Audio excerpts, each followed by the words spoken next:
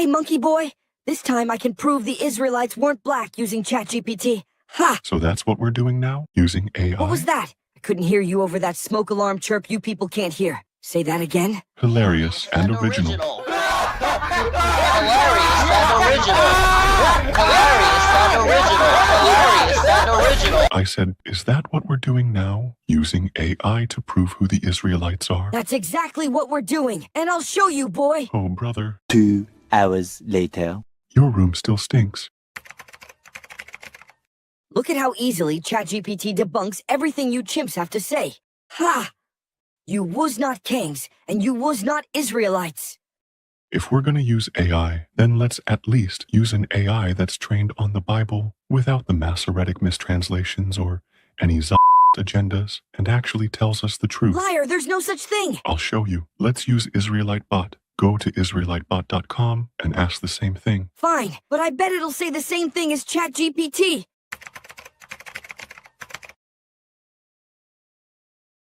No! No! You see? I told you. No! And it shows biblical proof. No! This is preposterous. I hate this website. It's all wrong. Stop crying. Your website sucks.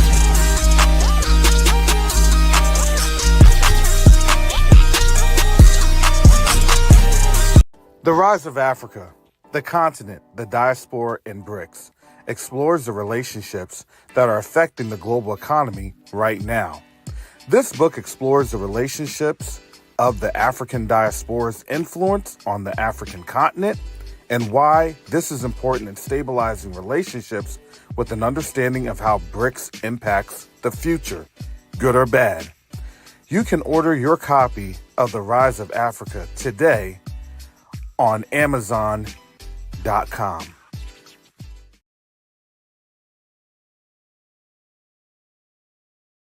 Neodiplomacy is the new currency. Neodiplomacy is the new currency.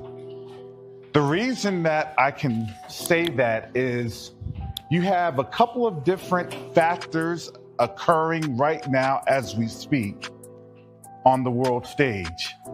The dollar is being disrupted. Nations are no longer wanting to engage with the United States. But the third factor that affects each and every one of us is that there is a diaspora from the African continent that's willing and able to engage our brothers and sisters on the continent.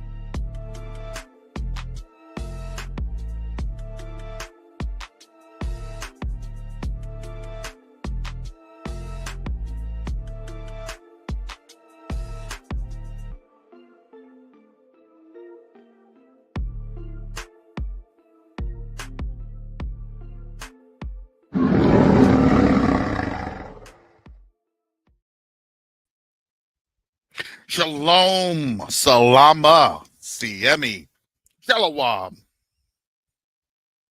Greetings to all my Israelite brothers and sisters from around the world, whether you're the bloodline of Abraham, Isaac, and Jacob, the house of Israel, or you are a Gentile grafted into the house under the blood of Yahushua HaMashiach. I welcome you this morning. I'm sorry, I still got that grin on my face.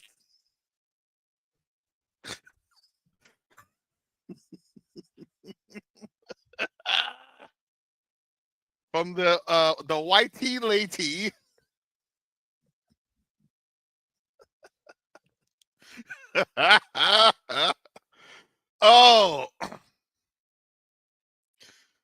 Because it's written all over my face. Da da da da. That cop didn't have to say a word. The grimace, the grimace, the grimace.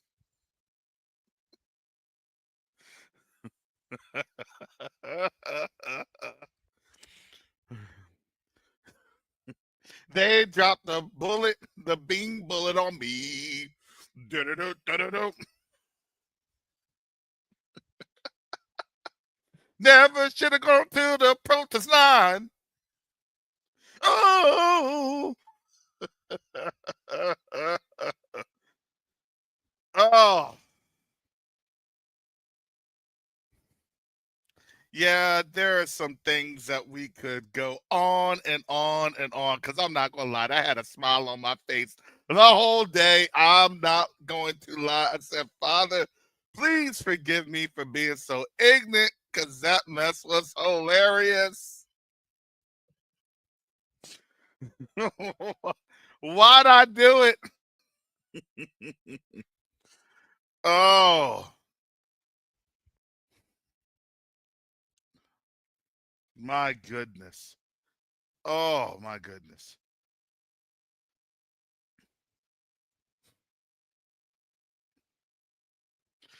Shout out to Brother Yakova. He came on out last night. He explained some things. I could only catch the replay. I was in the middle of a meeting. that, that was an ankle biter. Yep. Oh, that meeting actually was a very important meeting. That's why I said, family, please keep me up in prayer because a lot of things that I do in the back end, I'm not able to, provide that information just yet. It's very sensitive. But a lot of the things that I had been working on had started to kind of work through things started to move. And it was awesome to see how the Most High was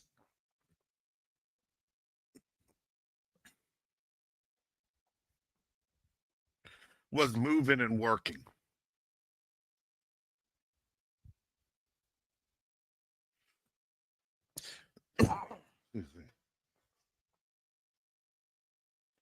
And what that really meant was, a lot of things we want instantaneously. That's just the nature. And the reality was, some questions that I had been working on for years. I wouldn't say year. Actually, yeah, yeah.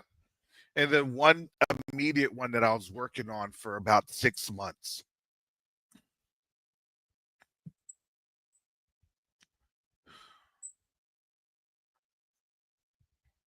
And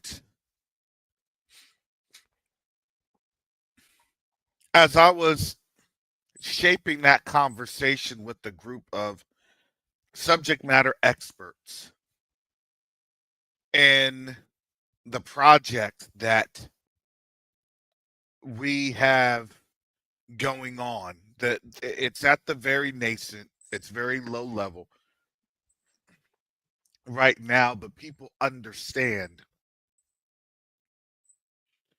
the implications.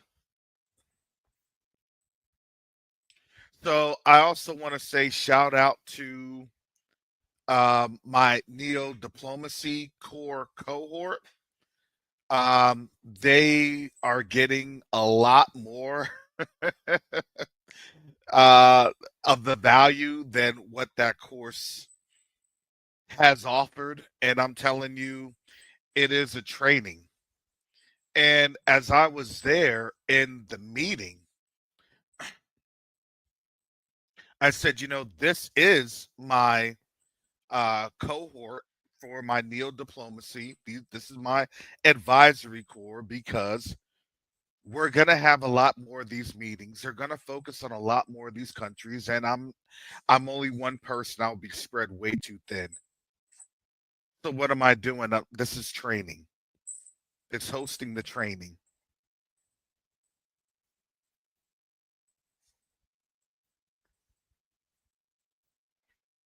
And they were able to see the on-the-job training. And things done at that level is it's very profound. And things done at that level is always meant to be overwhelming. Because do you think that the Most High just blessed us as a people just to sit back and, not do much?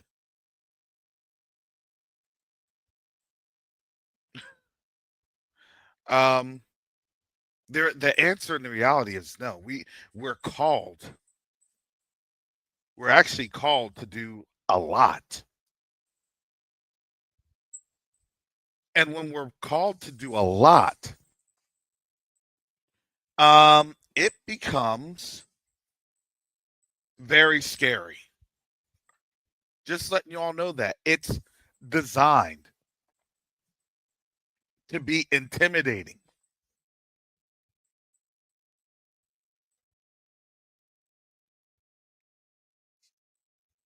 But that intimidation doesn't mean that we shy away. It means that we dig in and we trust the Most High even more. We dig in and we trust the Most High even harder because we understand that in this time we are literally being refined.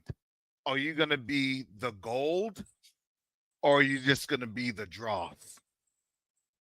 You going to be the gold or are you going to be what's burned off of the gold?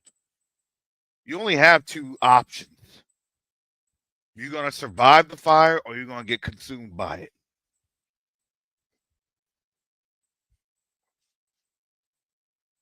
That's a choice that's between you and the Most High.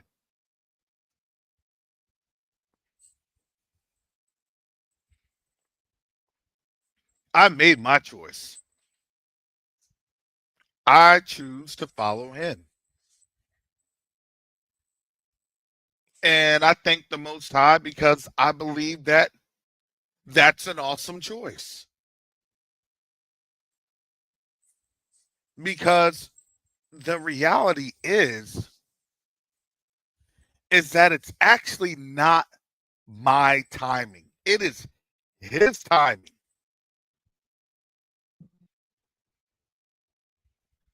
And I'm going to tell you how awesome and perfect his timing is.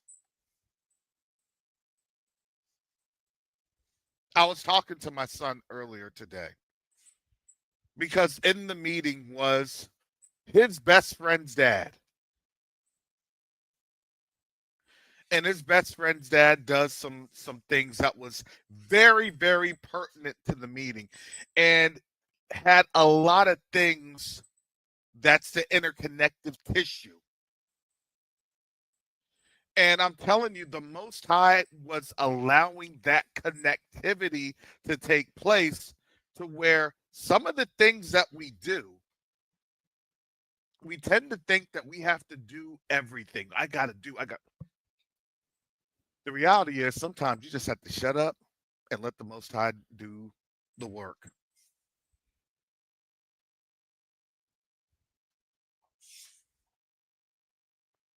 Now, I'm not going to lie. My son has had a beef with me in the background. Because my son, he is my biggest critic. And I love my son for that. He is my biggest critic. Dad, why do you do all that? Dad, why do you consume your time with all this? You don't even get paid for that. That was my son's beef. You don't even get paid for this.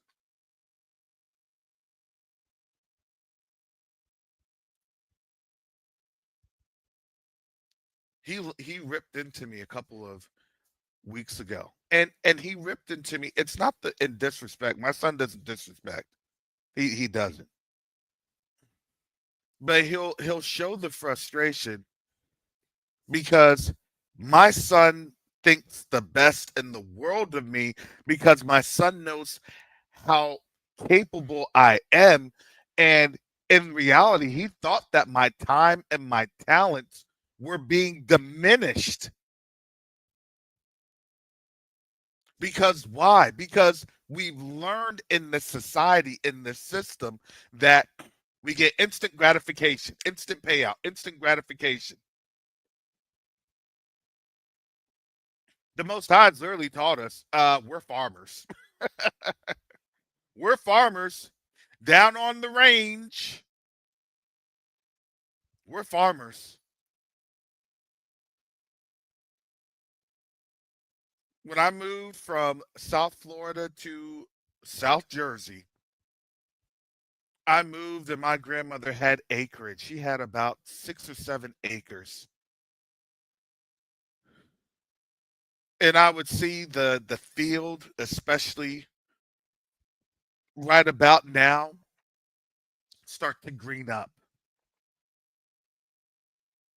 And my brother and I would run through where the green beans and the corn and the tomatoes, we run the rows, and my grandmother would always be careful to tell us, hey, don't cross over the rows because I don't want you trampling on the plants.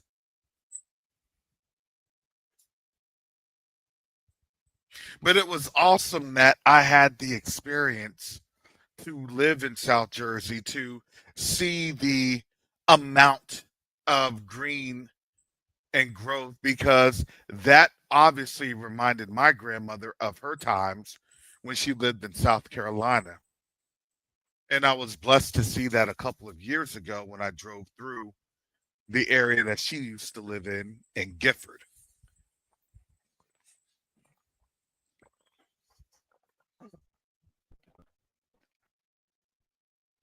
So what that did, what that allowed for me to understand, because in this day and age, you want instant, instant, instant. I need an instant answer. Things aren't instant. They're not designed to be instant. Matter of fact, they're designed to be a labor and effort of being able to have not turmoil, but the toil. The Most High doesn't lead you in turmoil, but He does have you toil. He does have you sweat it out for a little bit. He does have you have that patience, because we have to be designed to be in conditions where things look absolutely crazy, where things look absolutely impossible, and the Most High literally makes a way out of no way. The Most High literally creates paths when it looked like the door had been closed. There was barbed wire, there was brick, and He just busts right through it.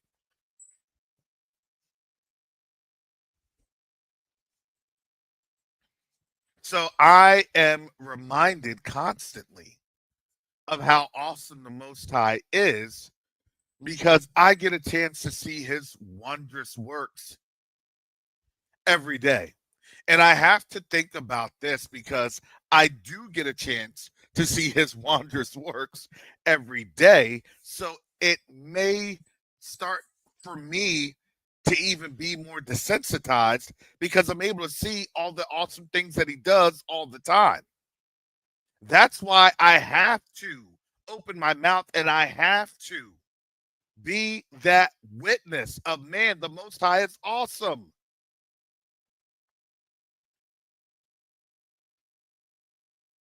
That's why we cannot shut our mouths. Good, bad, small, large. We have to testify. because we're testifying to his goodness. And as we're testifying to his goodness, we are building up our faith, because our faith is to be not just hearers, but also doers. I had that conversation a couple of months ago, and I recall that conversation.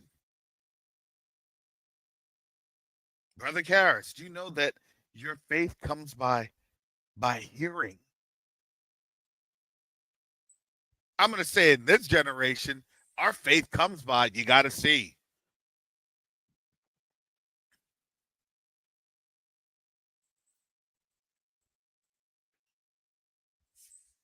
You know, the funny thing is, I remember back in the day, I was just thinking about Space Jam, because that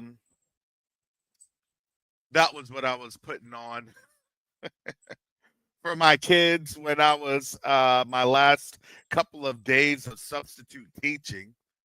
We would watch Space Jam, and I wanted them to, kind of see that, look, you have adversity, you have trials. And I know that they're eighth graders. But I still remember as a kid that, I loved the movie Space Jam. I continue to love that movie Space Jam, because why? Because we all deal with monsters. We deal with spiritual monsters. Do we want to be scared?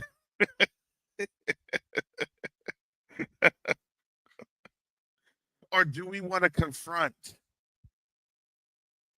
that adversary? And I'm going to say, we have to confront the adversary, because that's our purpose.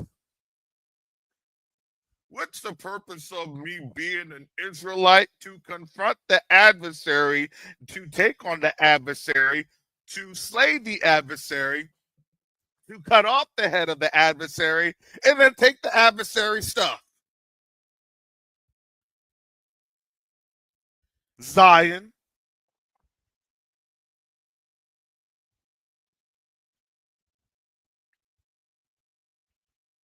That's our testimony.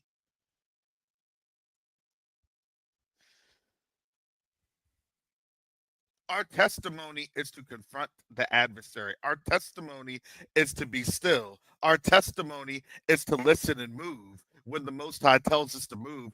Our testimony is to follow as a servant. When the Most High tells us to swing the sword, we swing the sword. When the Most High tells us to sit down and chill, we sit down and chill. That's why I don't know what the Most High thinks of me. I guess he thinks I'm a good servant. He gave me 23 years in the military to think about this and understand this.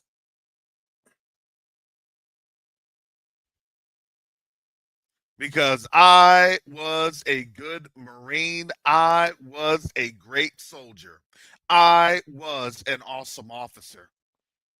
I still look back. I was uh, cleaning some of my stuff, trying to reduce paperwork. I had just, papers. I'm like, I got to clean this on up. Organize things a little bit, because I'm going into another season. And as I'm looking back and I'm recalling my time in the military, I said, thank you, Father, for my time in the military, but I'm not going to idolize or worship my time in the military. I said, Father, that was the time that you had me get ready to understand things. So when I knew my purpose and I understood my authority, not the authority that they try to confer to you via the office of, you're fulfilling the office of second lieutenant, the office of first lieutenant, you're fulfilling the office of captain. Hang in there for a few more years. I actually would have probably hung in there for a few more years, but I was confronted with the lollipop. And I stood strong on my convictions. I said, look, if this is how the Most High needs me to move in whatever phase or whatever season He needs me to move, then I'm going to move. I got to remove myself. Captain Copeland, you're a great officer. You're up for the board, and next year you'll be a major. I was actually slated to be a major around 2023. I would have been a major 2 years in. By next year, 2026, I would have been up for lieutenant colonel. 3 years after that, 2029, I would have been colonel. Yeah, I knew my military career. I knew my track. You want to know why? Because I was good. But then I looked at General Langley, and I'm like, did I want to be that starred brother?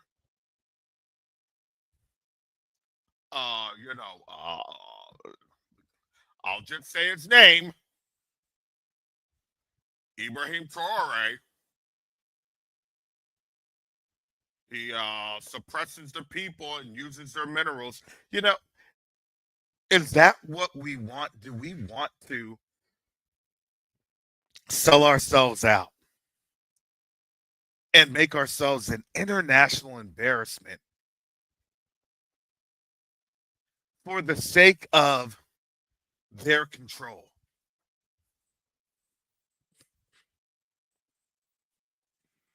Well, I got a real lesson on that. I got the real life lesson.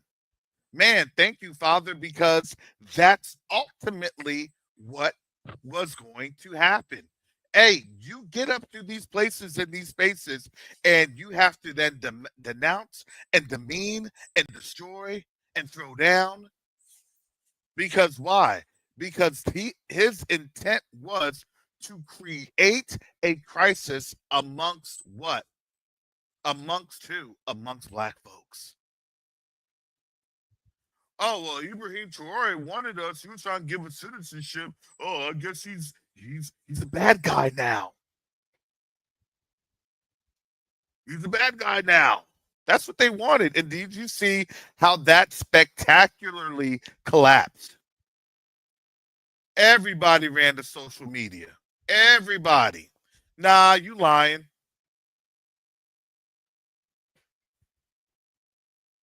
Excuse me, General Langley. Have you been to Burkina Faso? I was there. I was there in Burkina Faso when, quote unquote, Western forces, Western backed terrorists, Western backed folks that were trying to plot coups and assassination attempts. I was there.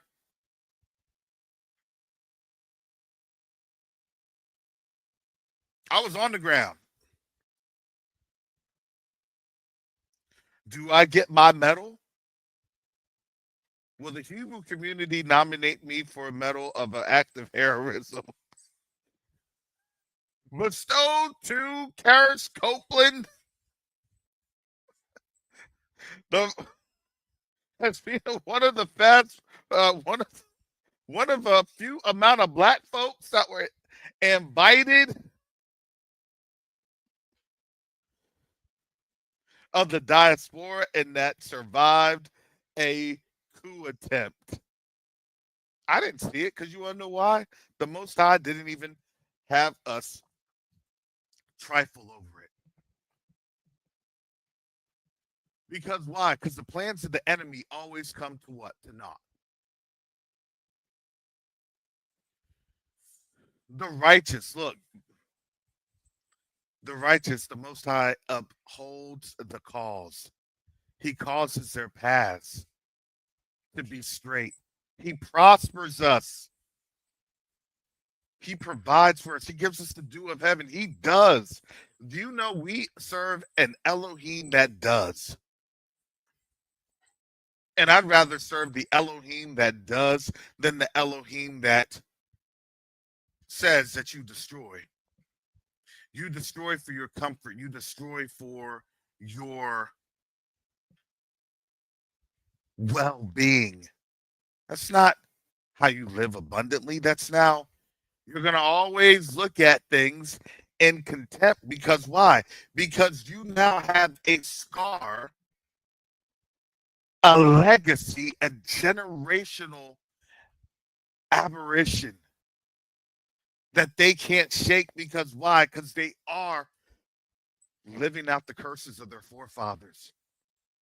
Their forefathers put this curse on them.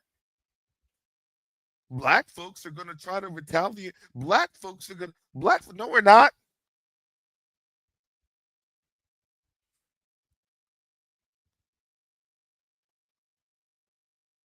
I'm trying to do things over in the continent. Because why? Because I understand where we're headed, where we're destined to head, and it ain't going to get any better. You want to know how you get rid of a $40 trillion debt just like this? You want to know how you get rid of people just like this? You want to know how you get people to leave just like this?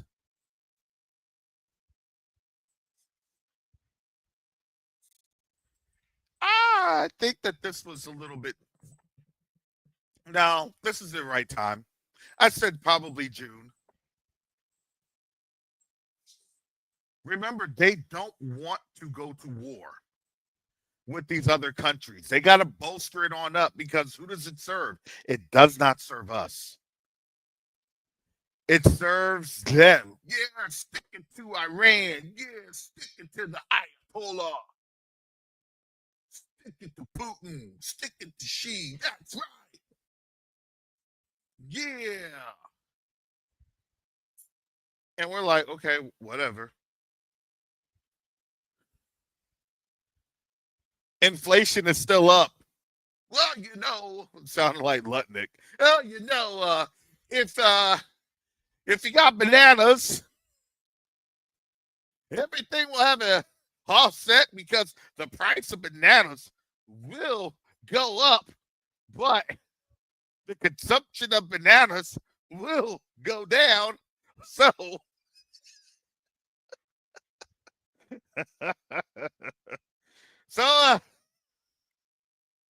so much for potassium. I hear that there are other good sources of potassium other than bananas. That's called your alternative or substitute products. See? Didn't I make myself sound real smart? See? Do we grow bananas in the United States? Next question. I wish that was a joke, but that was actually real life. Get used to not having what you used to have. I was watching something the other day on the local news channel. And they thought it was real cool. Actually, it wasn't the other day. That was this morning. They thought it was real cool. It was on the ABC, Tampa Bay News. And, all around here, it's strawberries. And I'm not going to lie.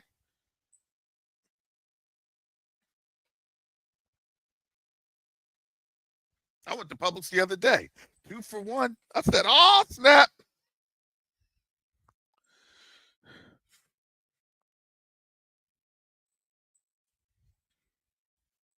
So I got me some strawberries and blueberries. I said, okay.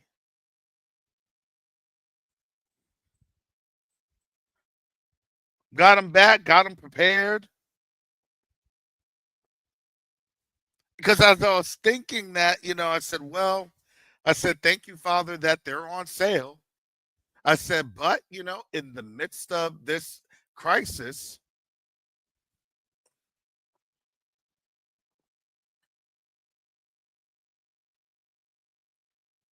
and I was thinking, hey, are these strawberries even going to be available like this in the near future? That was yesterday. Funny thing is, this morning I'm looking right at the TV and it's like, we got a robot for that. Now they got automated trucks. that go up and down.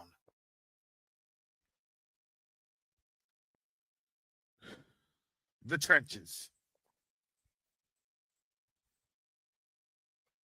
They done automated the strawberry pickers here in Florida. I said, well,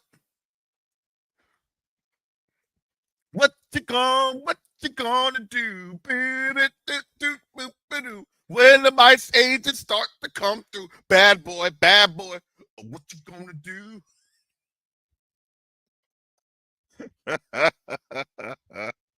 I said, well, once they have one from them oranges, oh, it's over.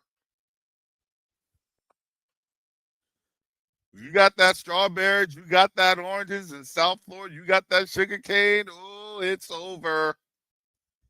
They said we done automated it. It's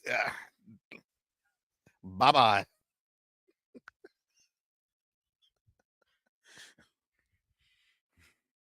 Oh, black folks, you think you safe? Oh, we about to automate your creativity.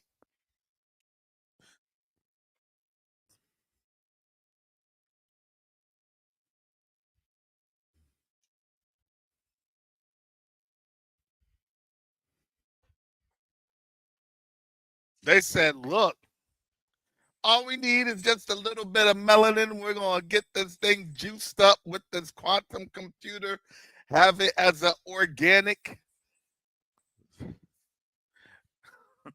organism. We're going to have a brainiac. Quantum computer, use the melanin to create creativity, to outthink the black man and black woman. Ha ha ha ha ha.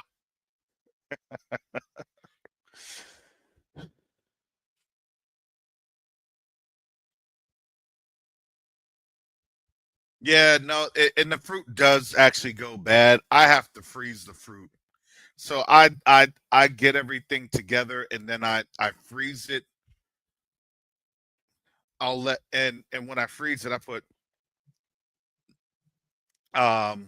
some baking soda in there, some sugar in there, and a little bit of salt to actually preserve it. That's what I do. Folks can do whatever they need to do, but I do that. And then I'll wash it down, let it thaw, and I have it good for eating. I have it good for the eeks, the eeks. Oh boy, here comes a Sister Chantel. Did you get the did they file the complaint with you? I've just come in, so I have no idea what you're talking about. Did they I file heard, the they didn't file that human rights commission complaint with you with that white tea lady being shot? oh, that's. Oh my gosh. I was talking about that with my mum. My mum goes to me, oh my gosh, I was watching. She goes, I was in the office and I was watching, and her boss heard, her manager heard as well, heard me laughing. I was just, oh my gosh, I couldn't stop. And then thinking about it, I still couldn't stop. I couldn't stop laughing. I'm sorry. I still couldn't stop laughing. That was so funny. I can't laugh anymore. I'm done. I'm tapped out. I'm literally tapped out. That was funny. That was hilarious. Like my cheeks are raised right now. They're raised. I told you I literally had to go to a commercial break because that mess was hilarious. Oh my goodness. That was too much. That was too much, man. Yeah, that's the noise she made. Fwah!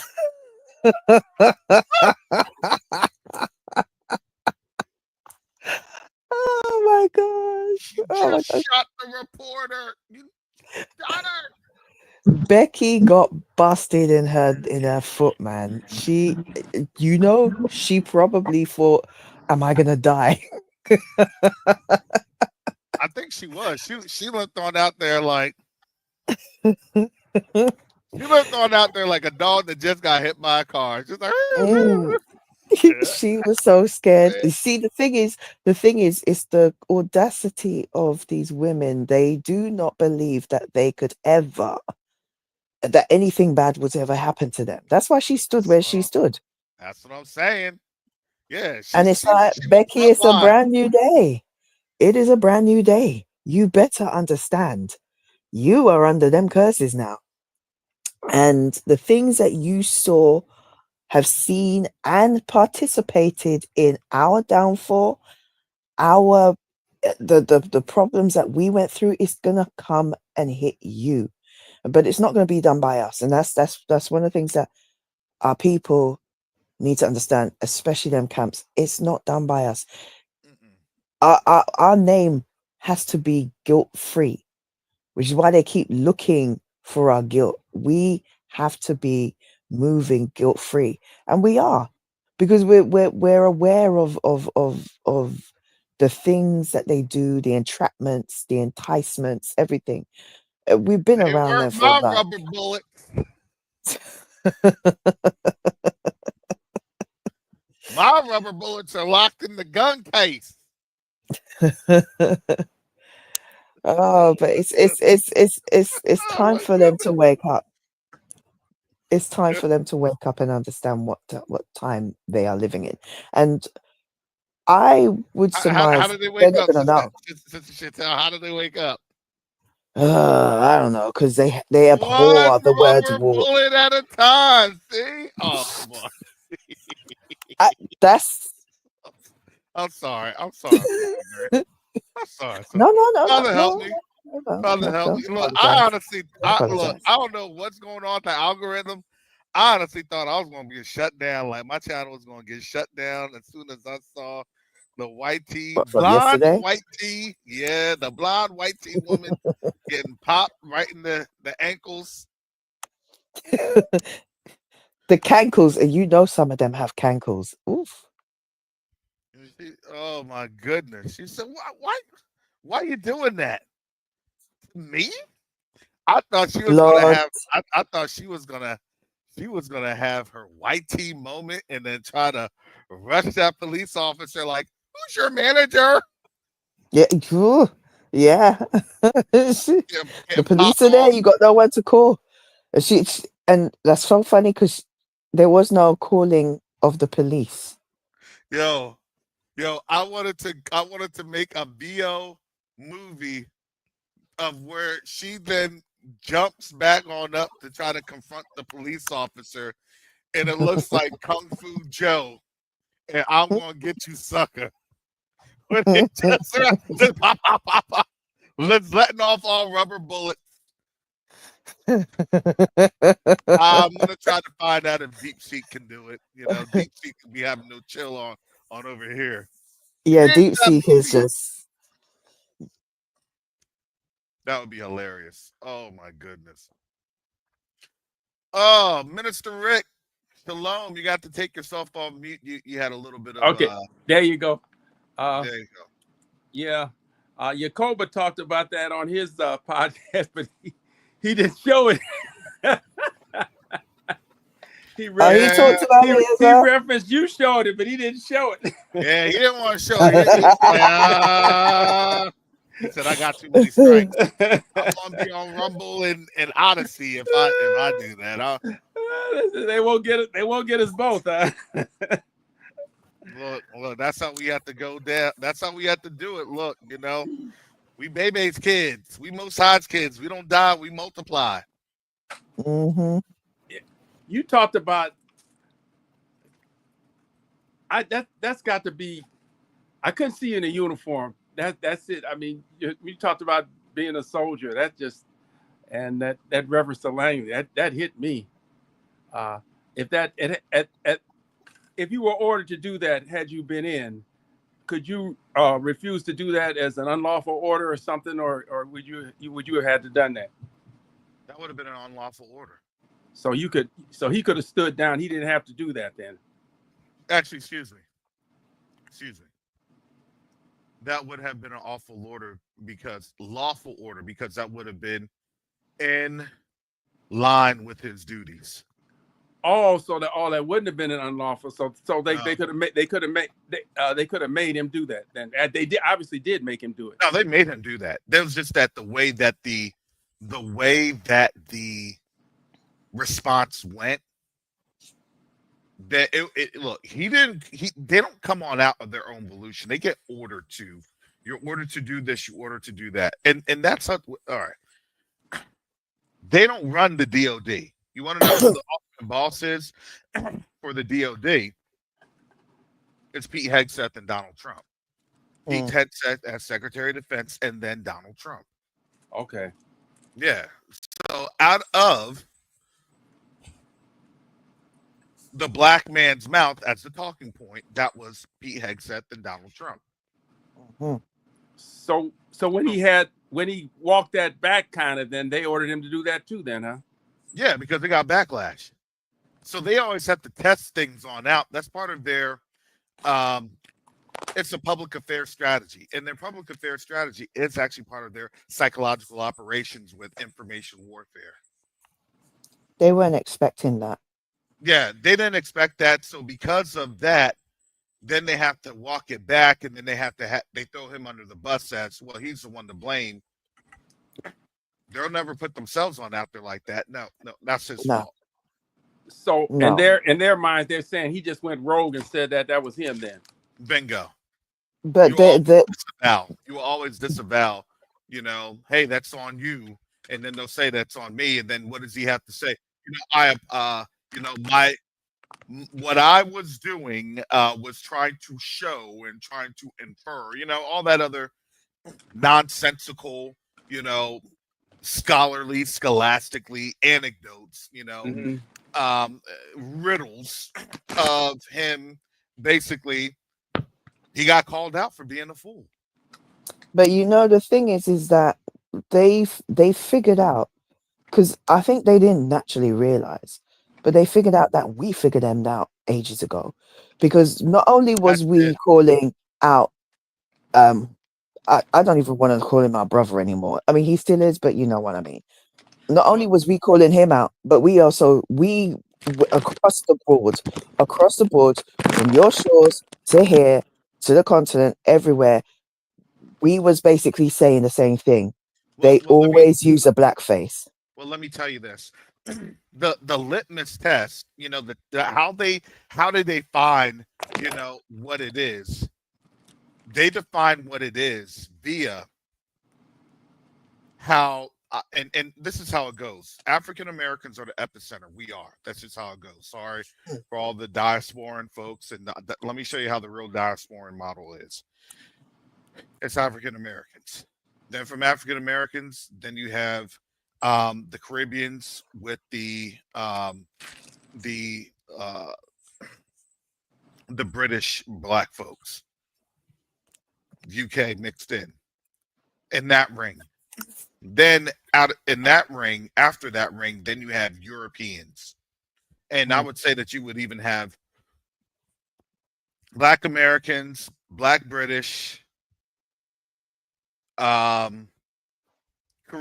and then European. What about the Americas? Well, that's the Caribbean. And honestly, I look at it like this: South America.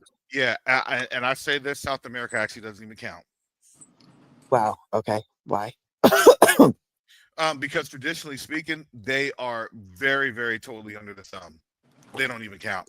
And that's true.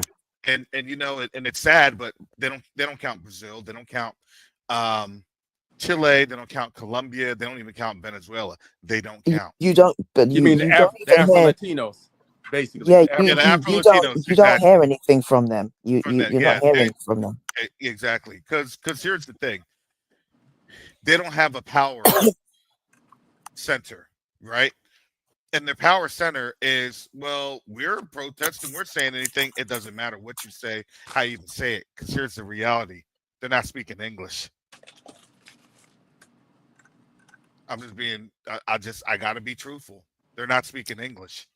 But you have the French, you have the Germans, you have the Italians. But you also have in the French can do what? They speak English. They just don't like to speak English. That They is true.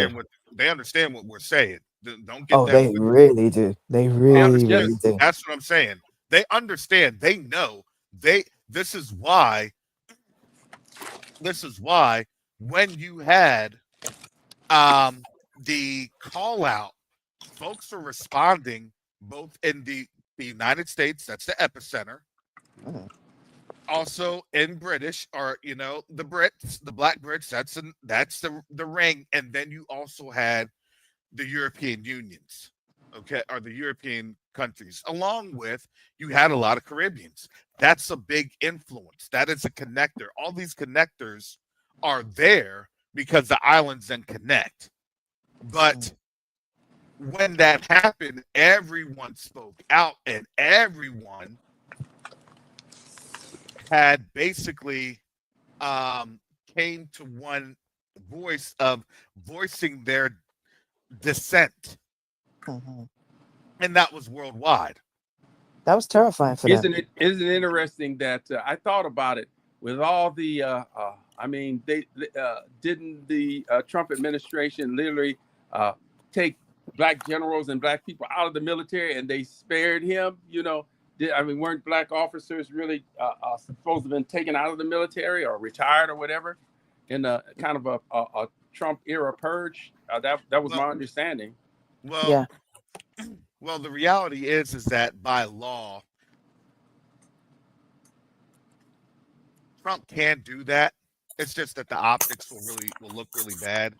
And to be quite honest, they can sue. They can sue under different regulations, because there are discriminatory regulations that's there in that, and they could sue for all their back pay. They can actually even sue like, hey, based off of my performance reviews and things of that nature, there's nothing stopping me to have been a 4-star general. So they can actually sue for, potentially even future earnings. Oh, so they do have some redress. They do have redresses in there, yes. Now the reality is that will they even be able to utilize those redresses, especially in this system? No, they wouldn't. So what they're going to do is they'll force people out of the military by having them hit their service limits. Everyone has a service limit. The only service limit is, I think, even general or colonel. I think like at a 4-star general, your service limit is literally like 40 years. But if you're at like a major or lieutenant colonel, things of that nature, your service limits are about 20, 26, 27, 28 years. If you don't hit those limits, then guess what? You involuntarily retire. Okay. So so folks are then forced to retire. So you're going to have people forced to retire because a lot of our people also were not getting those promotions like that during the Biden administration. Right? They were talking about black and brown coalitions and all that other stuff. Why'd you get passed up? See, we didn't think that was happening until people realized that it was happening. Oh, that's why. Because under the Trump administration, I'm going to hit my terms.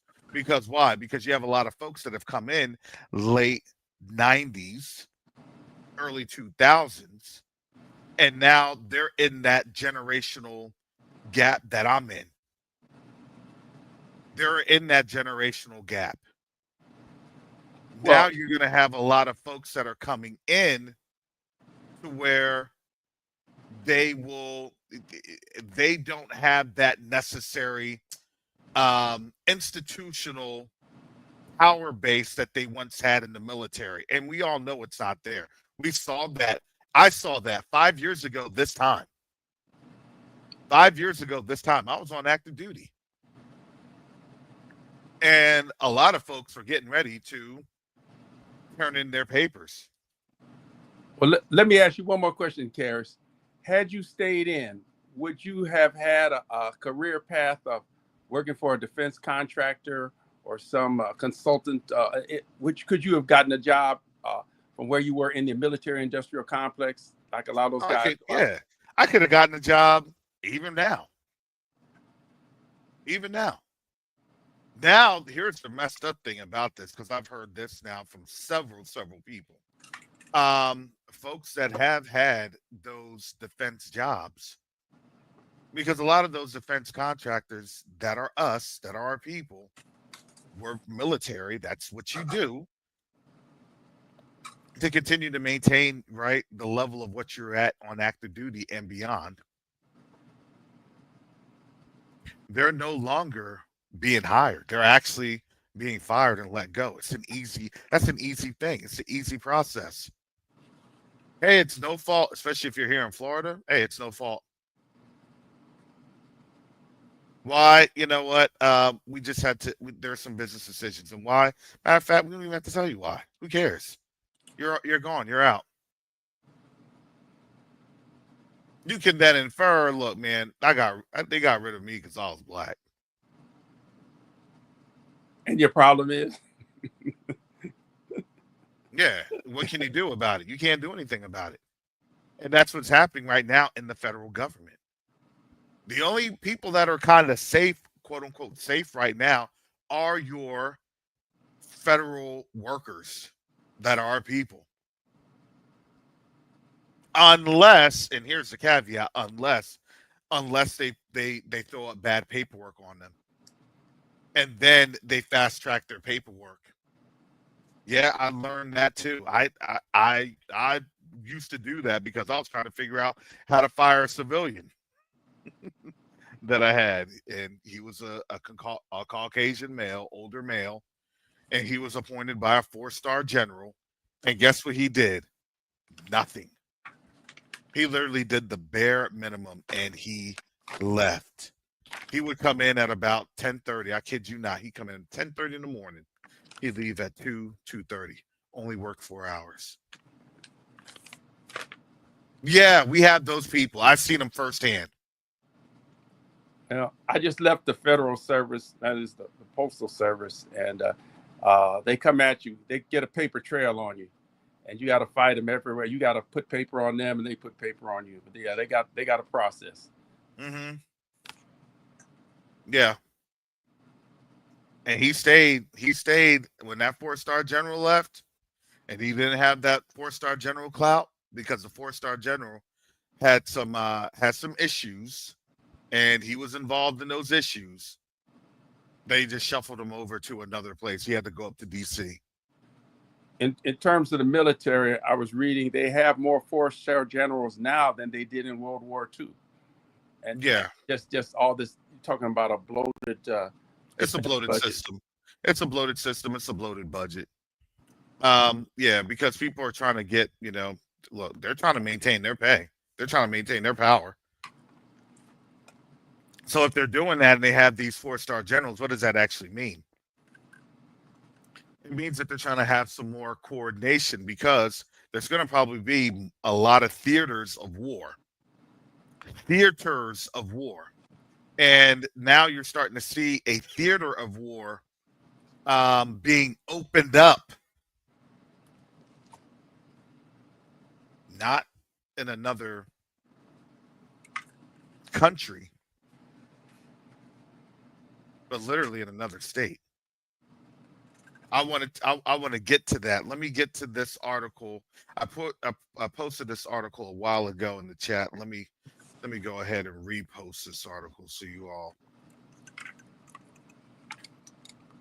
because here's the season.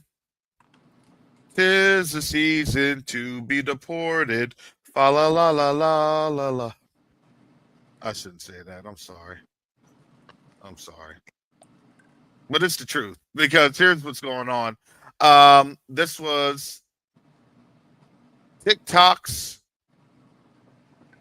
world's most followed TikTok star, Kabi Lamy, self-deports from U.S. after being detained by ICE.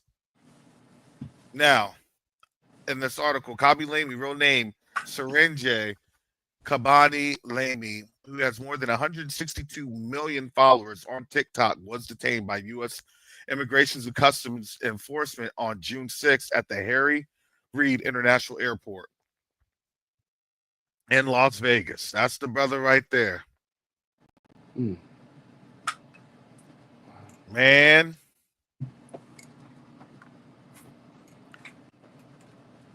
Tamed by ICE agents.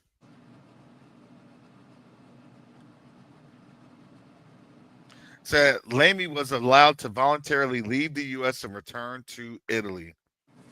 That's him right there. That's a famous soccer player. That's Emerson. He plays for. No, the last time I think he played for Tottenham, right, Sister Chantel? Tottenham? Aren't you a Tottenham fan? No, I'm not a Tottenham fan. Tottenham Hotspurs? Are you mad? I'm Arsenal. I told you that. You Arsenal. already know that. Yeah. Okay. All right. Well, you know, at I'm least a his Chelsea business fan. model, moves with him. Yeah, exactly. Well, yeah, but does it? Will his bank accounts move with them? That was the thing I was wondering. Will his bank accounts move with them?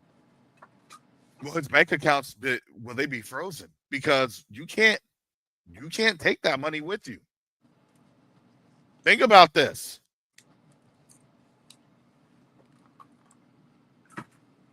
Have y'all really thought about that? Why they're really trying to deport these folks? How many billions of dollars are they going to try to reclaim? Well, you know something? They stolen money from countries. I mean, they're still holding on to Russia's money, Iran's Yes, money. they are. Everybody who's been in their systems, when they get on the odds with them, they confiscate all that money. They're using the interest on Russian money to pay for Ukraine. So yeah, the USA casino is house wins. So yeah, Oh, you're and right. by the way, Karis, you remember? Oh, I've forgotten his name. You should know him. You support Chelsea. Did he own Chelsea? The Russian guy, the Russian geezer? Yeah, I'm sure he did. And they got Abramovich. and they got rid of him. They got rid of him. Oh yeah. I think they've kept his money as well. Yeah, I wrote about that. I wrote about that in The Rise of Africa, the Continent, the Diaspora, and BRICS. Yeah.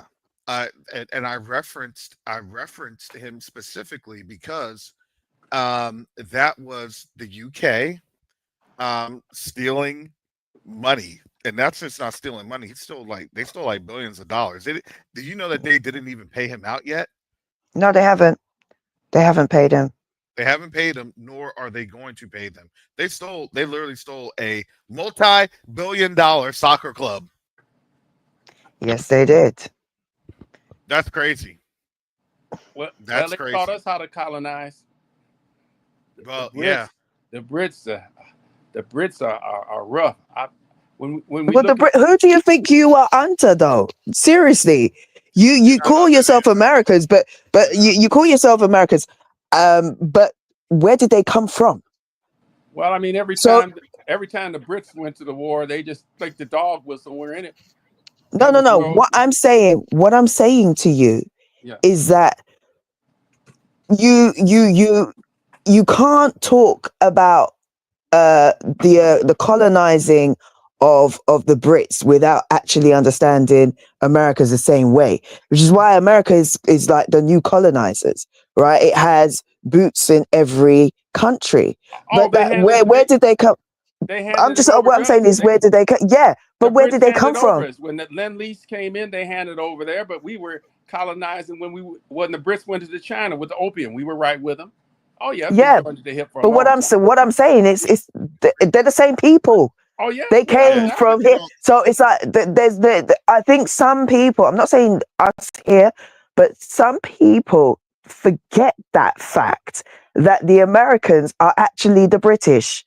Yeah, they honestly they do, and the reality is that a lot of folks don't even understand the origin of the passport. They don't understand a lot of different linkages with what you had in 1812. 1812 was actually a compromise of where taxes were going.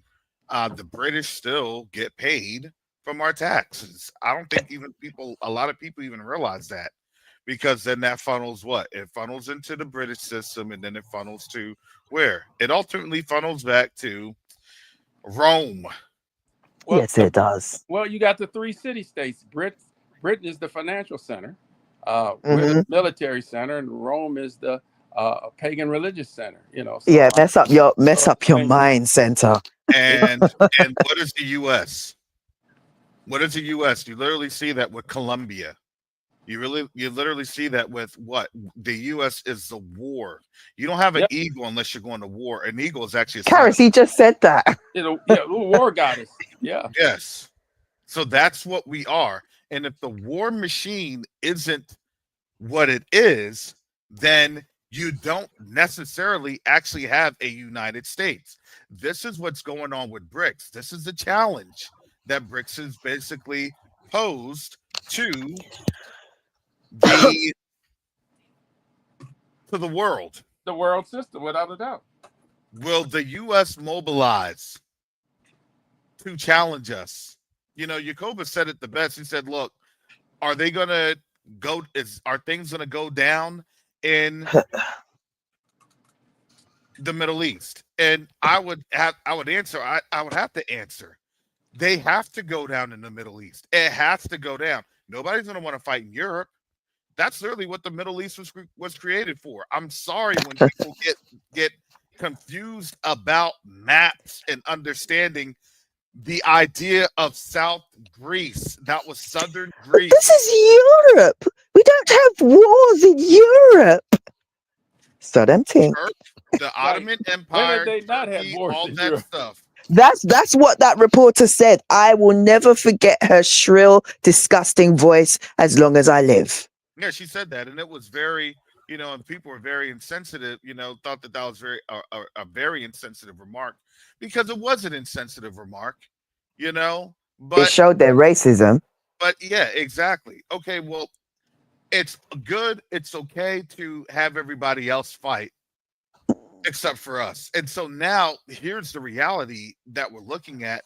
The U.S. is in a quandary because, what are they trying to do? Why do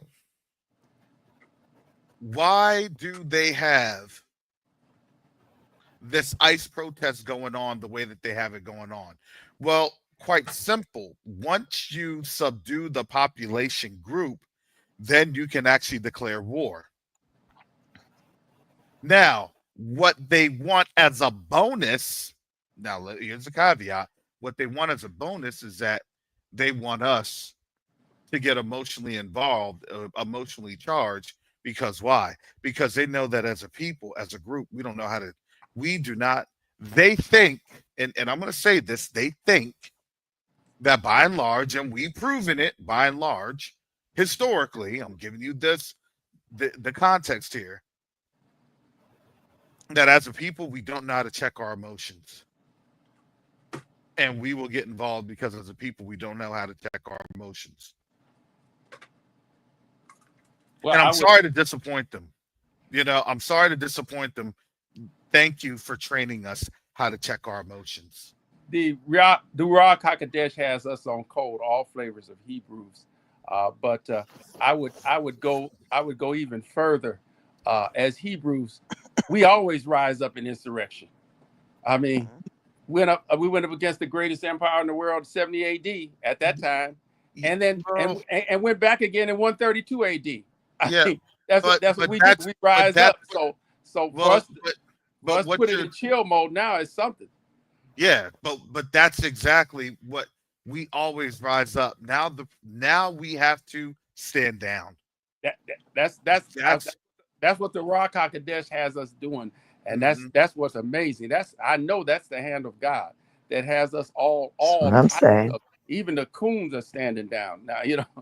Why? Well, why? Because it's not just that's the Ruach, but what's also on their mind, man, it's that rod. It's that rod of the bullet. Yeah, you could say it's the Ruach, but the reality is, they're seeing that they'll get thrown in the mix and they'll get deleted. Oh, there would be no rubber bullets for us. Look, we said at the same time. Yeah, we don't get the rubber bullets. No rubber bullets for us. I grew up in the No 60s. type of There's rubber bullet. they'll roll a tank down the streets. I grew up in the 60s. In You know Chicago, how in how many Chicago, rubber they bullets have taken people's eyes out, have caused people to go blind? Because why? Because you know where they will shoot it at. They'll shoot it right at our faces. They'll shoot it right at the center mass to do what? To kill us. So Maximum damage. so we can go into cardiac arrest. That's how wicked they are. Yeah, Even that's with something that's oppression. supposed to not be lethal, they will find a way to make it lethal. well, Yeah. I was still with they're still getting the kid gloves. I grew up in the 60s, and you saw tanks roll down the street. And I think the only reason we had great loss of life in Detroit, the only reason we didn't have great loss of life in Chicago, there was a guy, I knew him. He was head of the National Guard here as a black man. And he just talked to the folks on there, and he said, we're not going to have this here. And he got negotiated with the people and got his soldiers on code, so they didn't have that. But they literally rolled tanks. They brought an airborne unit back from Vietnam to go march the streets of Chicago across this country here. So they're still getting kid gloves. So let's take a look at this, because that's a great segue. Trump authorizes deploying 2,000 more National Guard to LA. President Trump has authorized the deployment of another 2,000 National Guard troops to Los Angeles. About 700 U.S. Marines were mobilized to support the California National Guard to protect personal and property in Los Angeles. So let me tell you the difference between mobilized and deployed. Mobilized just means that they're gathering at the bases. That's what mobilized means. And it says Marines with 2nd Battalion 7 Marines who were placed in alert status over the weekend. So they've just been alerted. Because that's a very nice picture of that's Camp Pendleton. I know those mountains. I've been there at those mountains. I walked those mountains, or hiked or ran. I more or less ran those mountains. The majority of where they're from is good old 29 Palms, Joshua Tree. Oh my goodness. The coyotes. The coyotes. I did an exercise there for a couple weeks. And I used to do guard duty for the ammunition supply point. And of course, with me being a Lance Corporal at that time in E3, we called them Lance Nothings. All you hear was in the distance from the coyotes. And all I had on just holding on to that shotgun, like, let them come here. I'm going to be having me a coyote pelt. So these people they're sending out, these are not MPs, these are regular soldiers, right? No, these are Marines. Okay. These are going to be combat. These are going to be 0311 Marine Corps infantrymen. Marine Corps Wow, really? Yeah, they don't train for so National Guard actually trains for civil unrest, things of that nature. So let me tell you the mission. So when people so a lot of people don't understand the mission of the National Guard. The mission of the National Guard is to be in all intents and purposes, a gendarmerie. In the United States, we don't have gendarmeries. Gendarmeries are basically your crossover between your police and your military state. That's your gendarmeries. That's what the National Guard, one of their missions, but the National Guard's mission is to also support with, natural disasters, civil relief, things of that nature. Your militia. Yeah, basically, yeah. So basically, they're states' rights. Basically, that's California's National Guard. That's California's military force. This is why Governor Newsom is mad, because technically speaking, their state is a sanctuary state, but the federal the federal system, i.e. Trump, is using the National Guards to then, do the mission of, breaking the law of these. They're not even supposed to be doing that. So, well, Trump can pull rank on him though. Trump is the commander. Yes. He can federalize those people. So he basically He- can pull the rank on the governor. That's what he's done. Yeah, he can. And He can now, do that.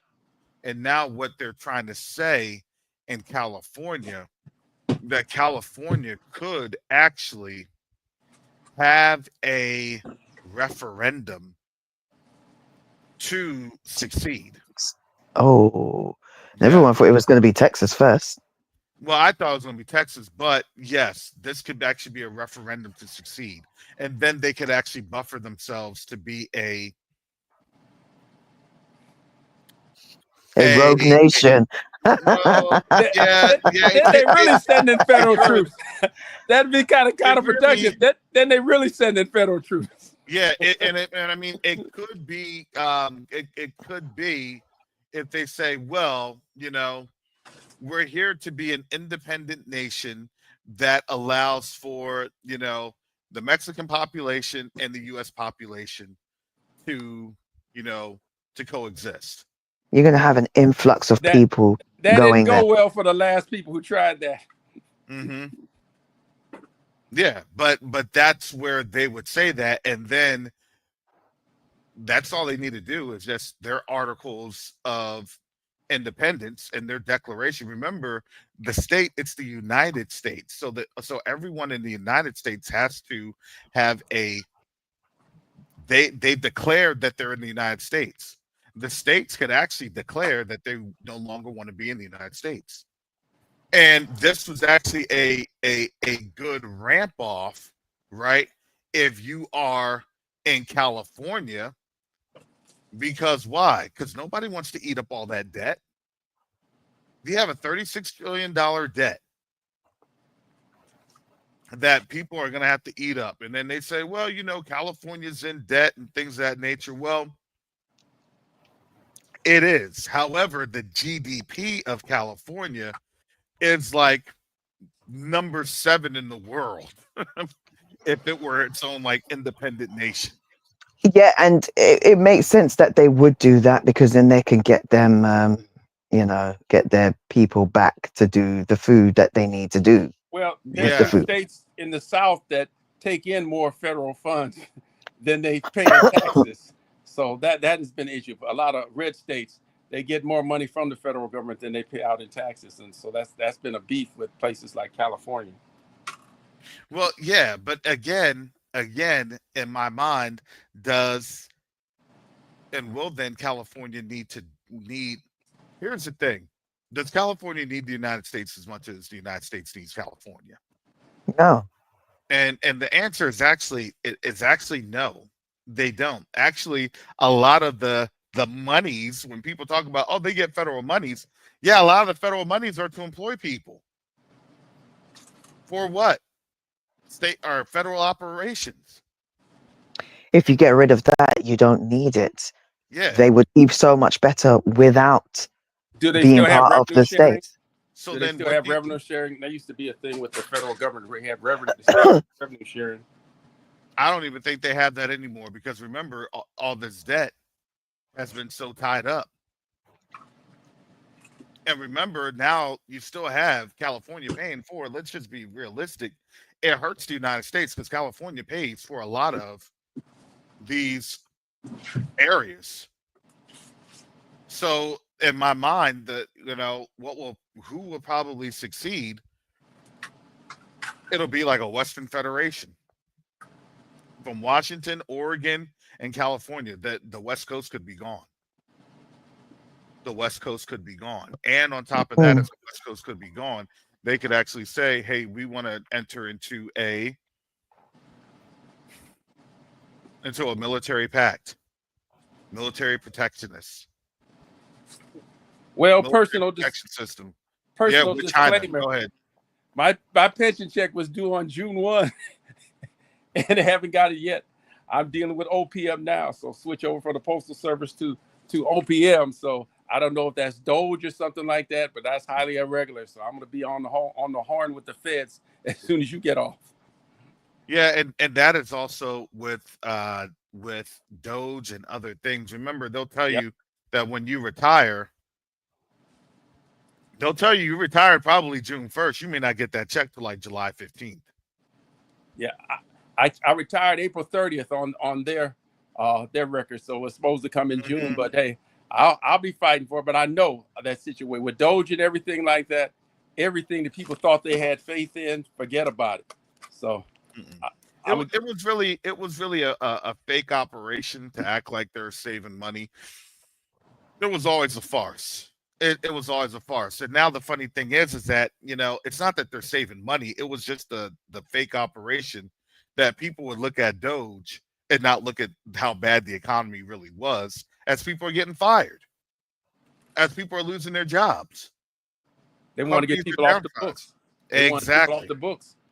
Exactly. No, they were not going to look. You know how stupid that is? If you're running a dictatorship, you don't get people off the books in the federal government. You get people off the books in the federal government by retiring folks, and you have internships that, and those paid internships, they don't get renewed for a gig. I guarantee you that after September 30th, October 1st, Trump is going to do exactly what Trump did in his first term. He's going to freeze federal hiring. And he's probably already frozen federal hiring now. I think he did. I think that was like one of his first things for, you know, all the things that he signed. Nobody's getting hired. I can put in a call to my cousin right now and ask him, is anybody getting hired? They'll have job requisition numbers on out there so you can apply. Just so they can act like you're doing something. Because why? Because that's the same that you see in LinkedIn. Nobody's hiring in LinkedIn. Well, Nobody's hiring for staffing. Your big money sinks are the Defense Department and even NASA. But the people have pointed out that we've had the same number of federal workers, they said about 2.5 million for 50 years. So actually with the amount of work and the more people done, it's more efficient than it was. But the scapegoat, they much rather get rid of a person than get rid of these programs and get rid of these military budgets. I mean, the places where the real money and those dark budgets, but they want to make they want to put it on federal workers when that's not the money sink. I told one person is, okay, well, we're going to get rid of the Postal Service. I said, well, a postal manager is not making 200 more times than a rank and file postal employee. So you think you're going to privatize, they're going to save money. It's not happening. Yeah, and that's the whole thing. It's not about saving money. Actually, it's about controlling, because once you privatize, you can see what's in the mail. You see what's in the mail, you can see what the communication is, right? Offline. They don't really have that. The Postal Service does not have the capability to just like scan the mail and see what's going on. They'll need to privatize that. And that'll be privatized through, you know, an Amazon or. Well, I tell you, they scan mail. They have a whole lot. I mean, they have the OIG and the Office and Inspector General and their own law enforcement, the postal inspectors. Well, they can get a lot. Let me. You don't want to privatize your mail service. Yeah, Trust me. Yeah, let me recalibrate. They're not going to be able to scan the mail with AI. So then they can, you know, and look at mail, you know, see what's there. Yeah. So they'll scan the mail with, you know, any type of substances and things of that nature, right? They won't scan the mail for, you know, checks. Content. Content. Yeah, exactly.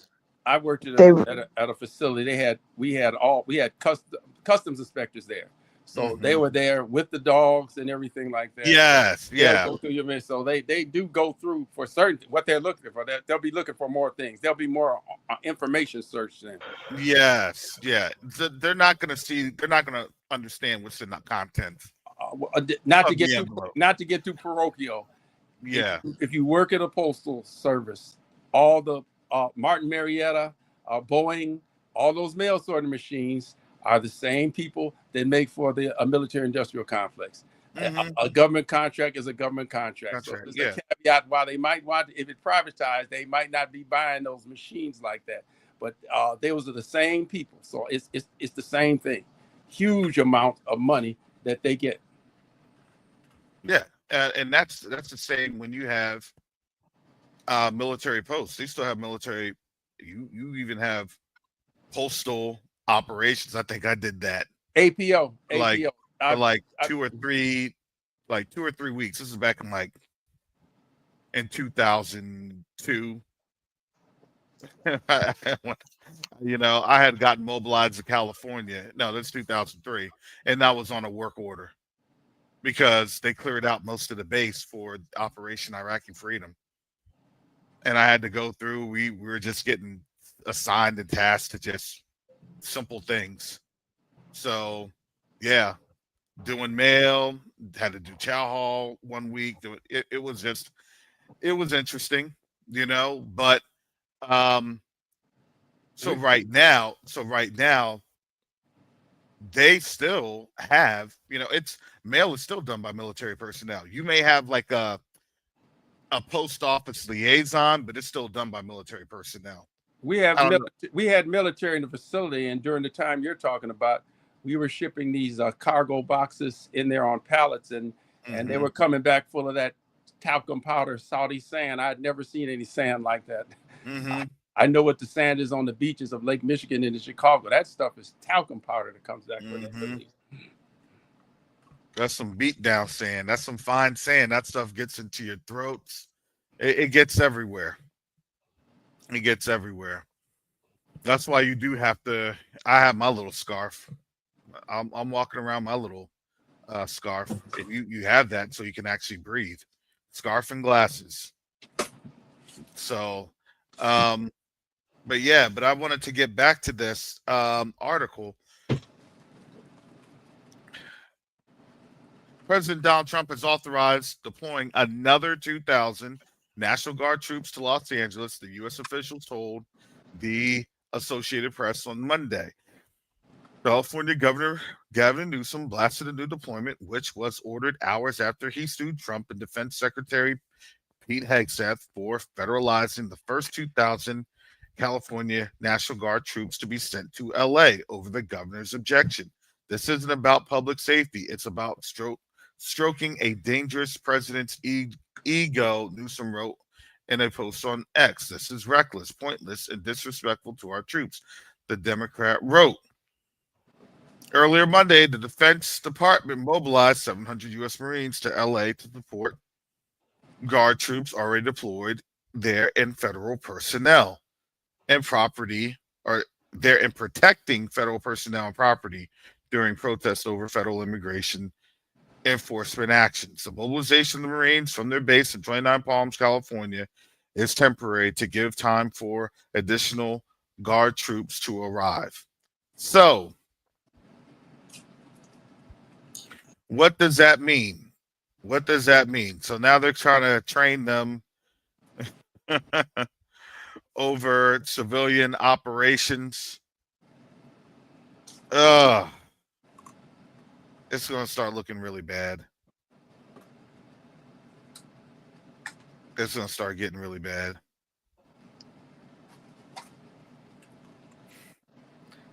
Yeah, Marines aren't the same as military or as the National Guards at all. And now, as we start to see these things ramp up, trust me. I mean, I've worked in the Army Reserve, and Marine Corps.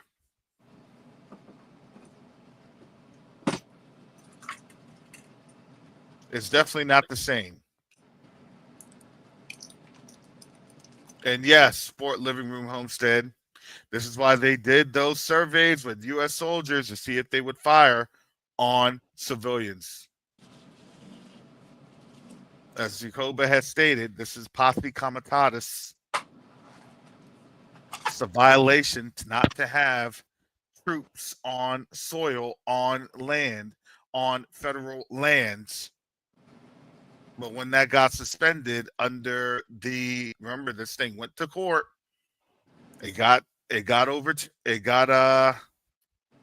didn't get overturned. As Trump is, he was allowed to create this.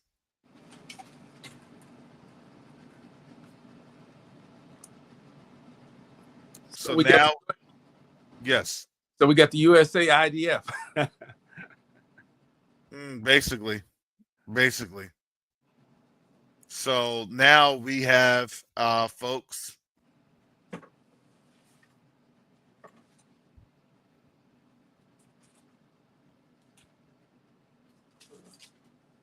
that are here, and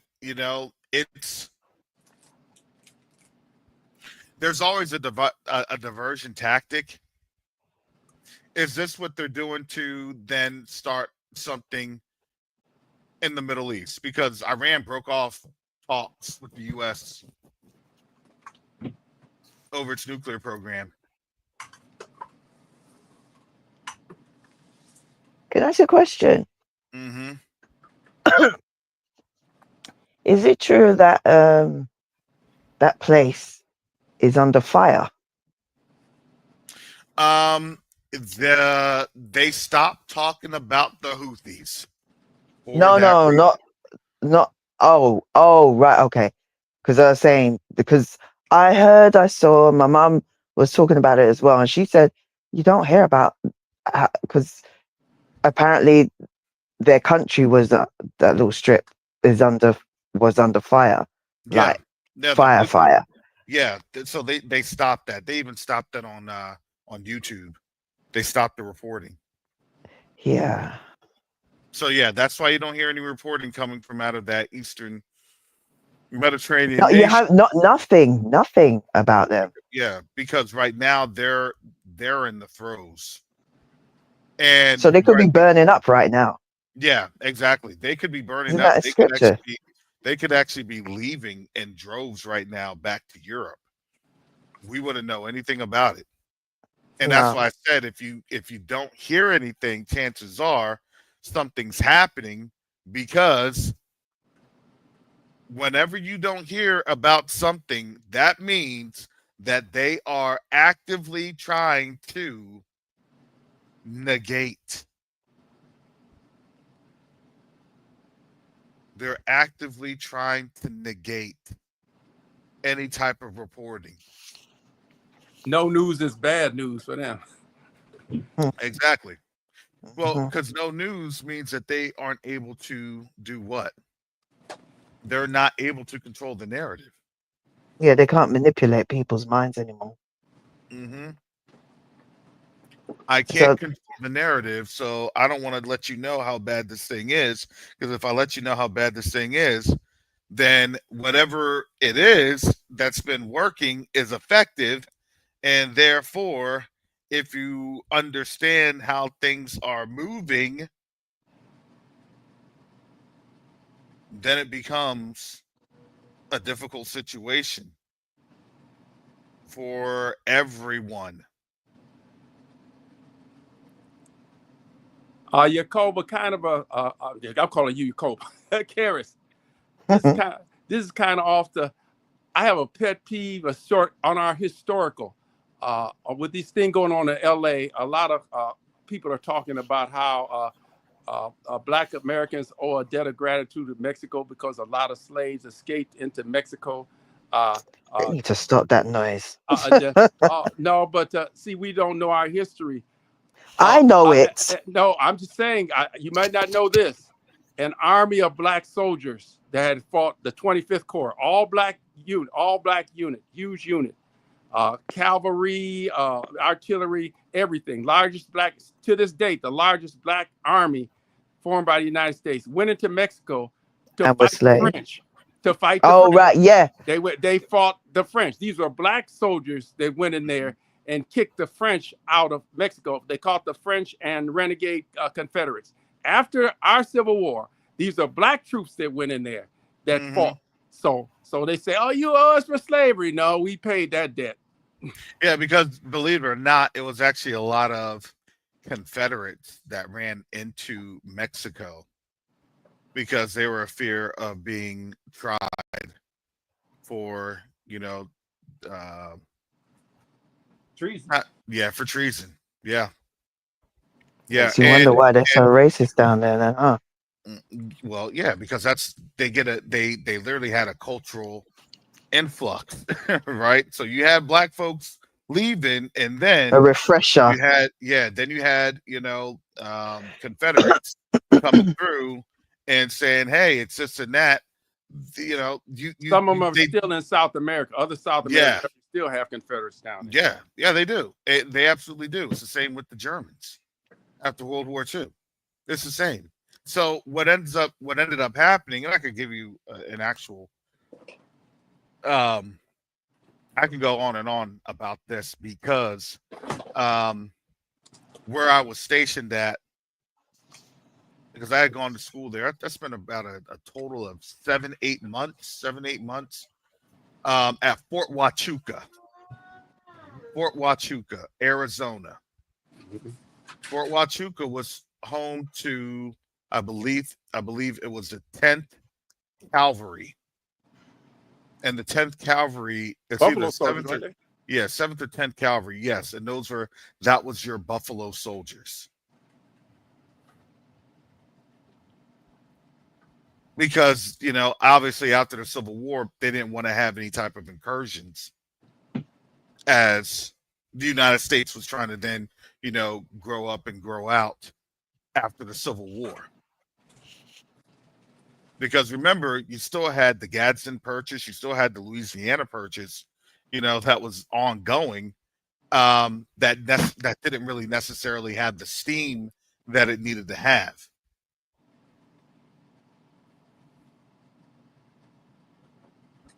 So as it does that, or as it did that after the Civil War, you had more steam. And what did that steam come from? Think about this. Where did that steam come from? I.e., why do you think you had a Buffalo Soldier regiment? They were patrolling the border. No, because a lot of our people were heading west. Oh, okay. It wasn't just white people heading west. It was also black folks. A lot of They only send their people whenever we go somewhere else. Mm-hmm. That's literally where the scripture in Revelation, the dragon follows us wherever we go, wherever we flee to. That's what it was, because what a lot of people don't understand is that most of the West in these now Western states, these Western cities that were there, most of those were founded by black people. Mm-hmm. And then when white people got there, because they saw that they had a refuge or a safe haven, then all of a sudden, a couple years later, a couple months later, black folks would then be evicted on out, and they settle and continue west. That's why most black people settled in Los Angeles. It's just so trifling, isn't it? Like, you just think about it. Like, you're the biggest stalker in history. Like, you can't just leave us alone. No other group of people they ever trouble like this. The deeper you delve into history, the worse they look. Well, why do you think they're trying to erase history? Because I know they don't like black historians. Are you kidding? Black historians are like, in their mind, that's the worst.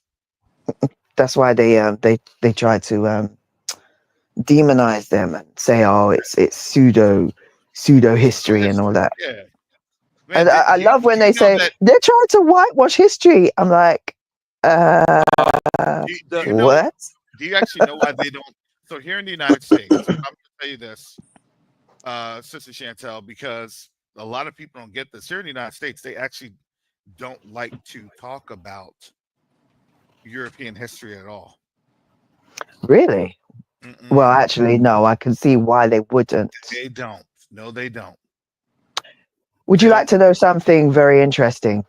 Mm-hmm.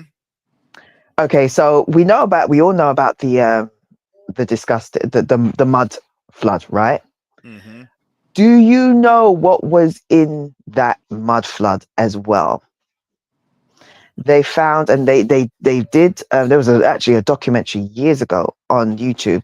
They've removed it, obviously, but they basically did a documentary showing that there was when they did they tested it, that all the mud that's under the paving stones is the vast majority of that is poop. Right. Not only that, there was also some historians, and also what do you call them? Anthropologists. Architect, yeah, who were basically who were talking about the giving the connection, because they said that it's kind of like all they did is they just threw their waste out, and there was about two of them. Turner said that it's kind of like a paying a tribute to our ancestors when we was in the Caucasus. He said that there was a mountain outside. They had their cave systems, right? And their cave systems is not like when we think of cavemen and we think of troglodytes and everything. We just think of the ooga booga, like with the the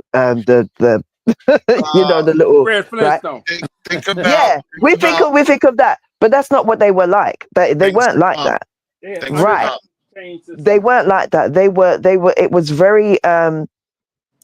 It was very well constructed. Underground. They had houses, right? It was underground cities, right? That was, and it was well lit. Yes, right. But what they found, what they were doing, for some reason, they hadn't mastered. Plumbing. So what they were doing, they would travel to the exit part, or one of the exits, and one section was predominantly for the waste. They would literally chuck the waste out. So I imagine that their criminals or the people that was ill-fated that was their job to distribute the waste from their city. And there was a massive mountain right next to the mountain in which they were living in, all hardened. It's like a mountain of poo. They learned about sanitation from the Africans. The Moors came. Of course they did. About that.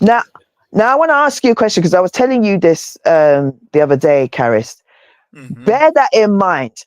Over here, and I'm wondering if I'm sure that a lot of our brothers and sisters in the chat has seen this video. There is a white woman over here. Her name's called Carol Malone, who said some really messed up stuff about how colonization was good. It was on a YouTube channel over here called GB News.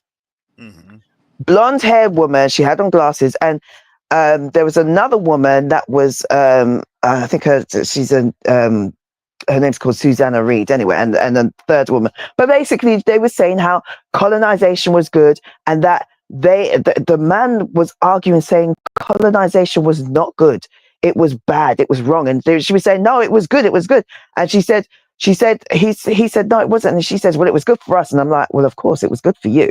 But then she turned around and said how colonization brought the world education, sanitation, and transportation. All three they never created. Especially the sanitation. A lot of us, we almost choked on our coffees and our teas, I'm telling you, when we heard that. These are the same people that don't like to wash, and you're telling us about sanitation. You must be having a laugh. This is why settler colonialism worked in this country. It wasn't John Wayne and the bullets that killed the Native Americans. It was the diseases brought over from Europe. And we had some contact with them, so we had a certain level of immunity. But the Aboriginal Americans did not have it. That's why a lot of these people want to say that we originated here. I don't believe that, because the people that originated here were wiped out by diseases. They had whole Aztec civilizations, millions of people. They looked LiDAR under the ground, wiped out by the diseases of Europeans. So yes, they were. They are carriers. They are parasites and carriers of diseases. And I hope I don't get you banned. So there you go. Thank you. You already said it. So you all go there. I mean, we already know. Look, there's a lot of different types of pandemics and epidemics that's happening even right now as we speak here in the United States. It's actually crazy Yes, because of all these things it's happening absolutely now. ghastly. Yeah, and now you actually have another cough cough and some other things happening that's going on because and let me tell you, sanitation standards have actually reduced here in the United States. You now have a lot of people that are fearing the fact that you may have water that may not even be treated. Don't even get me started on Thames water. Anybody from London knows what I'm talking about. So Well, that's a very difficult. Um, I'm not gonna say it's difficult. It's an interesting thing to understand how um with all these different things. Look, it's the they Most don't even High's like to. judgment. Well, they don't even like to acknowledge, the history. Like I said, look, th- it's a dangerous thing for them to not acknowledge history because at the end of the day, what that actually does is it's dangerous. Not to us, it's actually a danger to them. To them. It's a Hmm. danger to them because then they're going to try to figure out like, oh, well, we do this and we do that, and honestly, they're going to do the wrong thing and they're going to end up deleting themselves. Well, have you Yeah. not seen that's why the rest of the world is moving away from them, because the rest of the world was colonized by them, and the rest of the world is looking on and saying, we still bear the scars of what you did the last time. We recognize and we see the patterns here. No, that's why BRICS was formed, because the rest of the and all these other nations are joining BRICS because they're feeling it and they're like, we feel this, we know this. You got the scent of colonization coming out again. The West, Europe, and America. I don't know what Australia's doing. Australia's very quiet, and Canada's very quiet because they're not stupid. I, They're not I think stupid. They know I they think need the rest of the world. yeah, I think Australia and Canada and New Zealand are the candidates that will, turn their back on the Oh West. yes, undoubtedly. They're already doing that with China for both Canada and Australia actively. Australia's got your meat contracts now. Well, Yeah. the Canadians, that opens up that pathway for the King of the North. I'm just saying, and Mhm. the Canadians and the Australians, they don't have any issues because they genocided the people over there that really would be in the opposition to them on any level. So Mhm. Yeah, but another thing is they can't. The Australians, they really can't afford to be too pally with the West. They really can't. They only have to look out of their window and be like, yeah, we're in a dangerous part of the world. So I'm sorry, but we can't be seen doing whatever you're doing over there. China's their biggest, one of their, if not their biggest, one of their biggest trading partners. So that's the irony of the thing. Uh, the world does business. It's back to the future. The Yeah, Chinese but always had it over Europe, and the only yeah, thing that Europe could come against China to balance the trade was opium, and that was the only yes. way. Other than that, so they had it. They were that they had gone back to what they always were, the number one producing nation and the goods nation, and they're bringing back the Belt and Road. So it's all wound up in Yah's judgment of Hmm. them folks. But what the reason why I say what I said about Australia is literally because like everywhere around them is melanated people. Asia, There's nowhere that yeah, you got Asia, you got Africa over there, you got India to your north, and then you've got the Pacific Islands on the right hand side. So it's like there's and then obviously further right, you've got South America. There is no way for Australia to be pally with the West in the manner in which America would like them to be, or even the manner in which Europe would like Australia to be. Australia is literally its own little island, They can't continent be a island, bulwark. but They can't be a bulwark in the hegemony. They can't. no, They don't have it. They can't do it. they can't because they'll be shooting themselves in the foot, in the face, practically. They can't do it. It's an impossibility. You've got, because all of those people, and especially with BRICS coming now, there is nowhere for them to go economically. They know this. It's just economically and also militarily. It's just where's their help coming from?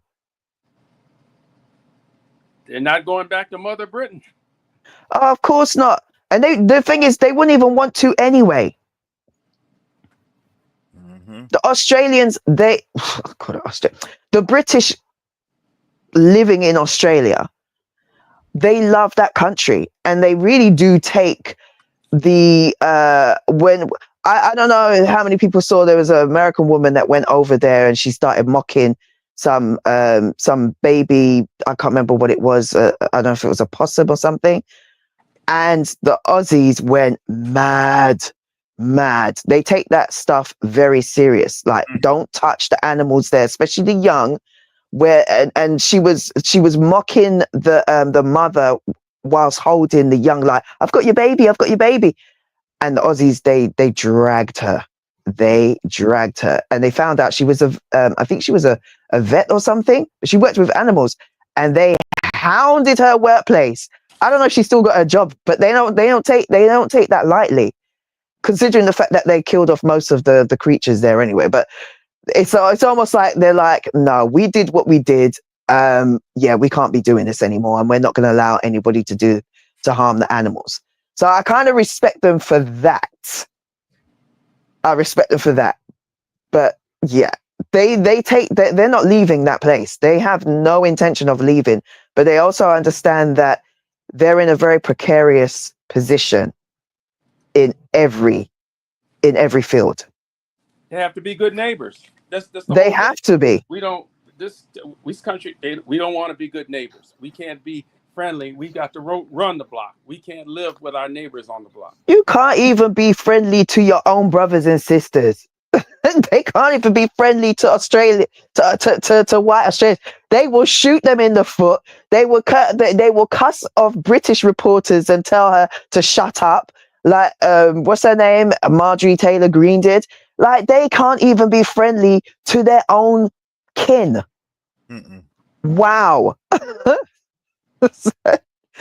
You will go, you don't want to go to America as white people. You will get a shot, you will get your foot shot off. Next time it might not be rubber bullets. Well, remember, there was already a decline of people coming to America. There was a decline in the amount of people. Tourism. Which reminds me, I've got to post that link, because I did. Let me see if I can find it. Tourism is hurting here in the United States. And if tourism's hurting here in the United States, guess where that's going to hurt? That's going to hurt Florida. Yep. Florida's built on tourism. That's how that goes. Well, it is. From the video that I was watching yesterday, it is hurting Florida now, especially with the lack of Canadians and Japanese presence. It's hurting them. Well, see, there's the concept of hard power and soft power. We're trying to flex hard power, but that's not your preferable means. Soft power is cultural influence and things like that. And a lot of that cultural influence was coming from Black America and the illusion they tried to put up that we were doing all right over here. So that's gone south. So I mean, we're the mirror that gets held up that exposes the vampire. So they don't have the soft power. Their image is going south. So they got to flex all this military muscle now, which they don't have. Empires always overreach. The Romans overreached military. We just don't have it. So it's illusion. We're trying to. Who's afraid of the big bad wolf? And nobody is now. Mm-hmm. Well, and that's why things are looking so dangerous, is because once you have to, the fall of an empire, and this is what it is. It is a fall of an empire, and now people are trying to, run to whatever side they can run to say, well, I'm not this, I'm not that. That's not how I am. I'm this, or I'm that. They have a bad label. We didn't create that label. They actually created that label. And when they created that label, look, all we could do was just sit back and tell them it's not going to look too good. We said this time and time again. It's not going to look good. Now the label is, because it doesn't look good, now they want us on out there at these protests. No, y'all getting the National Guard, y'all getting this? Nope. Thank you. Thank you, Donald Trump. Thank you, Pete Hegseth, to let us know this is not our fight. They want us to act like Babylon can be healed. Yeah, nope. This is not our fight. Appreciate it. That's God bless America for overt racist. Mm-hmm. I take overt racist over a stealth racist any day of the week. But incognito. But the whole thing is they don't even think that they are racist. That's the problem. Because why? Even the racists don't believe they're racist. Even racists don't believe that they're racist. Well, because here's the thing: has anybody ever taught them? You get what I'm telling you? In the history of this country, in the history of this nation, has anybody truly told them?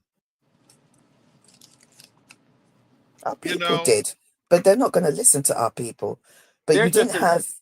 They needed to hear it from either the Brits, who can't because they're just as racist. It's just better hidden, or the rest of Europe. But then again, they can't because their hands are just as filthy. So no one's going to hear.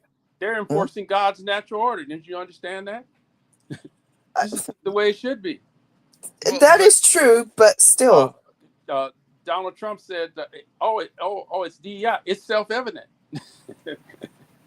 Well, it's self-evident that we are inferior. Mm-hmm. Yeah, and that's the reality, because then the whole construct is, no, you can't save this place. This place cannot be saved because this place has actually shown that it's incapable of being saved. That's the reality here. You can't show a people they're in trouble if you're trying to give them, this is trouble, this is what trouble looks like. That's why this place has always been called what? A foolish nation. And we have served what? A foolish nation.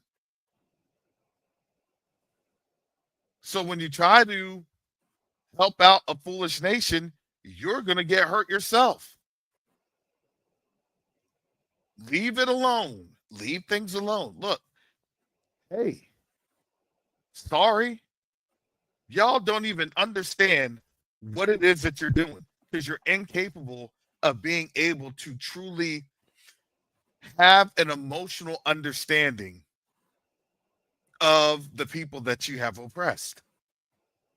Do you see that was the trap? Their trap is literally the lack of empathy. Mm-hmm. They can't do it. They can't do it. I'm sorry.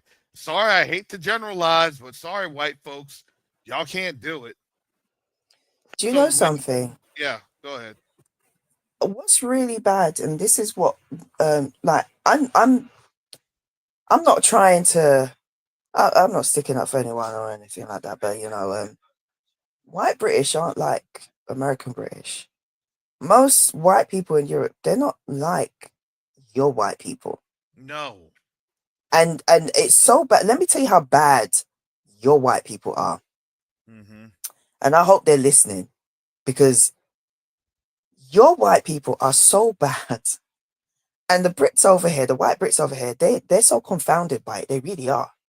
I It's know. like, I've worked with Brits. I've worked with French. I know. right, they're like, I cannot, the French, I cannot believe this. But the white people over here cannot believe how insanely racist that your white people are, to the point where they refuse to have a national health service when they so badly need it, just to make sure that you and any other person a few shades darker than them don't get it. To the average white Brit, that's crazy. I'm sticking up for my racist white people over here. I'm gonna say this. They think your white people are crazy. They really do. And it is crazy, because it's like, why would I? So Well, that's not, and that's why I want to tell. You bring up a good point, because that's why I try to tell people. That's why I try to tell people. Um, you can't lump. You can't lump all white folks together, especially in Europe, because even the Europeans will let you know, I'm white. I'm not there. I'm not on that white. they'll be like, we not like them. They're not like Yeah, us. exactly. Look, all black folks aren't monolithic. You get what I'm telling you? Just like with the General Langley. Man, I'm black, but I don't think like General Langley. I'm not like him. You see what I'm saying? Mm-hmm. So folks don't actually want to carry that label, because, and here's the reality of this. A lot of our people actually have not been exposed to white people in Europe. And a lot of our people, let's just face it, haven't really traveled to Europe, or they haven't really talked to a Europeaner in an unsupervised manner. Because even Europeans will tell you that they are not able to communicate how they want to communicate to us. Just like with black people from Africa, from the continent, because they get told, hey, stay away and don't engage with this, and this. Have you ever realized that? And it's hard for black people to realize that they try to give us stipulations like we're animals in the zoo. Be careful of the animal. Be careful of the tiger. If they get hungry, grrr. I'm sorry, that's what happens with your State Department. That's what happens when they issue visas here to the United States. That's what happens. We just didn't know that happened. Yes. You going over to Germany, you going over to France. Yeah, they'll have pockets. But honestly, by and large, it's a different conversation on over there. You had the Germans calling out Donald Trump, Yes, you talking did. about he is the funny mustache man, reincarnated. You had, of course they would. They were the first ones to do it. They recognized it. And they said, we do not know, this is abhorrent to us. They take offense to it. They don't like it. They literally showed the history of how an empire went into, how a country went into the state that it went into, and they were showing that's where America's heading. That's where it is. Here's the reality. A lot of our people don't even understand that African American black service members, when they went over to Europe, the Europeans had no problems with them. Let them go to the bars, let them drink. There was no segregation. It was the white service members, the white T service members, the Caucasian ones, that had a problem. They actually had a scuffle where white service members actually died. And Yes. it was the British that actually said, no, there's nothing wrong. There's no fault with those African American service members, because it was the white folks that started and instigated it. Yeah. Yeah. They don't like to tell you that history. No, they don't. They don't want you to know that they have been pulled out and shown they're wrong. You even have France do the same thing. Mm-hmm. That honored servicemen after World War II, and they went back to to the States and was mistreated. They treated them with so much respect in France. Yes. But the minute they went back to America, it was it was a completely different. Do you know that we weren't even allowed to have the equivalency of what we were awarded in terms of military awards? Yes, I know. From military or from countries when we did service, when we did our, because here's the thing, and these numbers are kind of really horrible. I think the very first Black person that was honored with a Congressional Medal of Honor, y'all can quote, y'all can validate my resources. I'm saying this on the fly. I believe you had the first Congressional Medal of Honor winner. That was a Black person, a Black man, was from Vietnam. From Vietnam. They wouldn't honor us in World War I. They wouldn't honor us in World War II. They had the Harlem Hellfighter. He was this Black man was only awarded the Army Cross, and he fought off 100+ Germans. Why do you think that is? They don't want Hand-to-hand those stories combat. getting out. 100+ Germans, hand-to-hand combat. Never done. Can I just say something?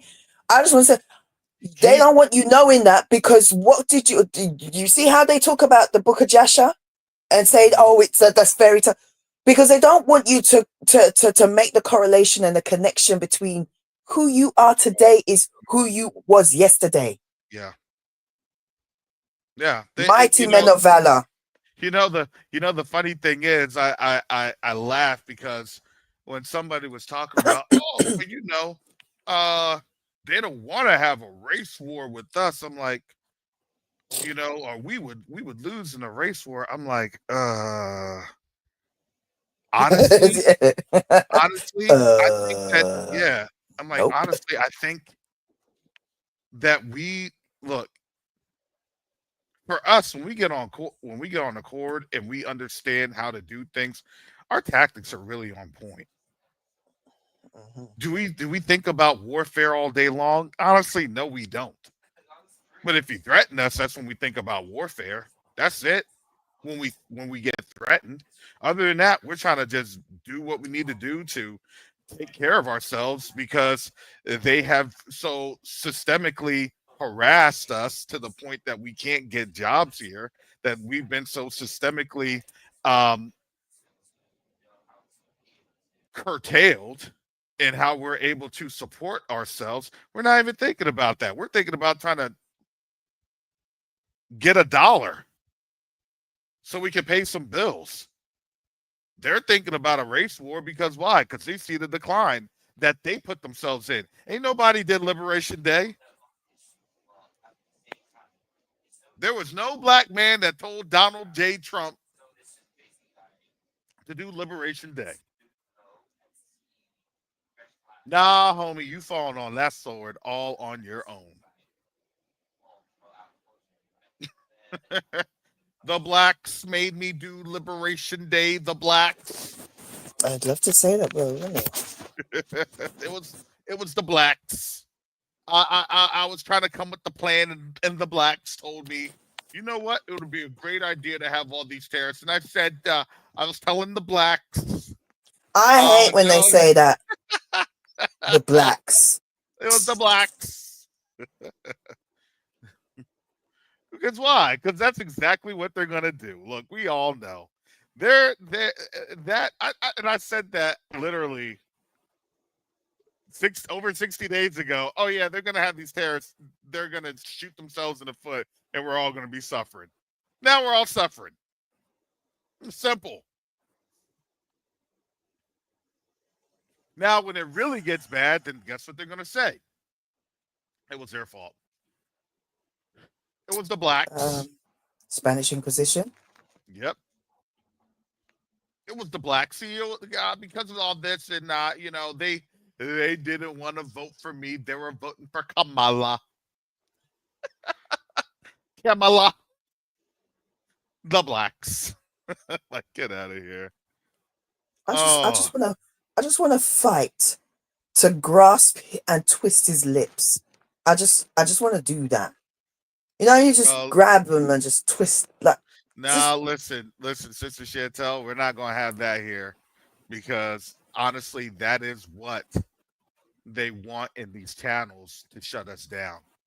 Yeah, you're right. I'm sorry. My apologies. It's just I'm so fed up of listening to him. And let me explain that to you all. They want that.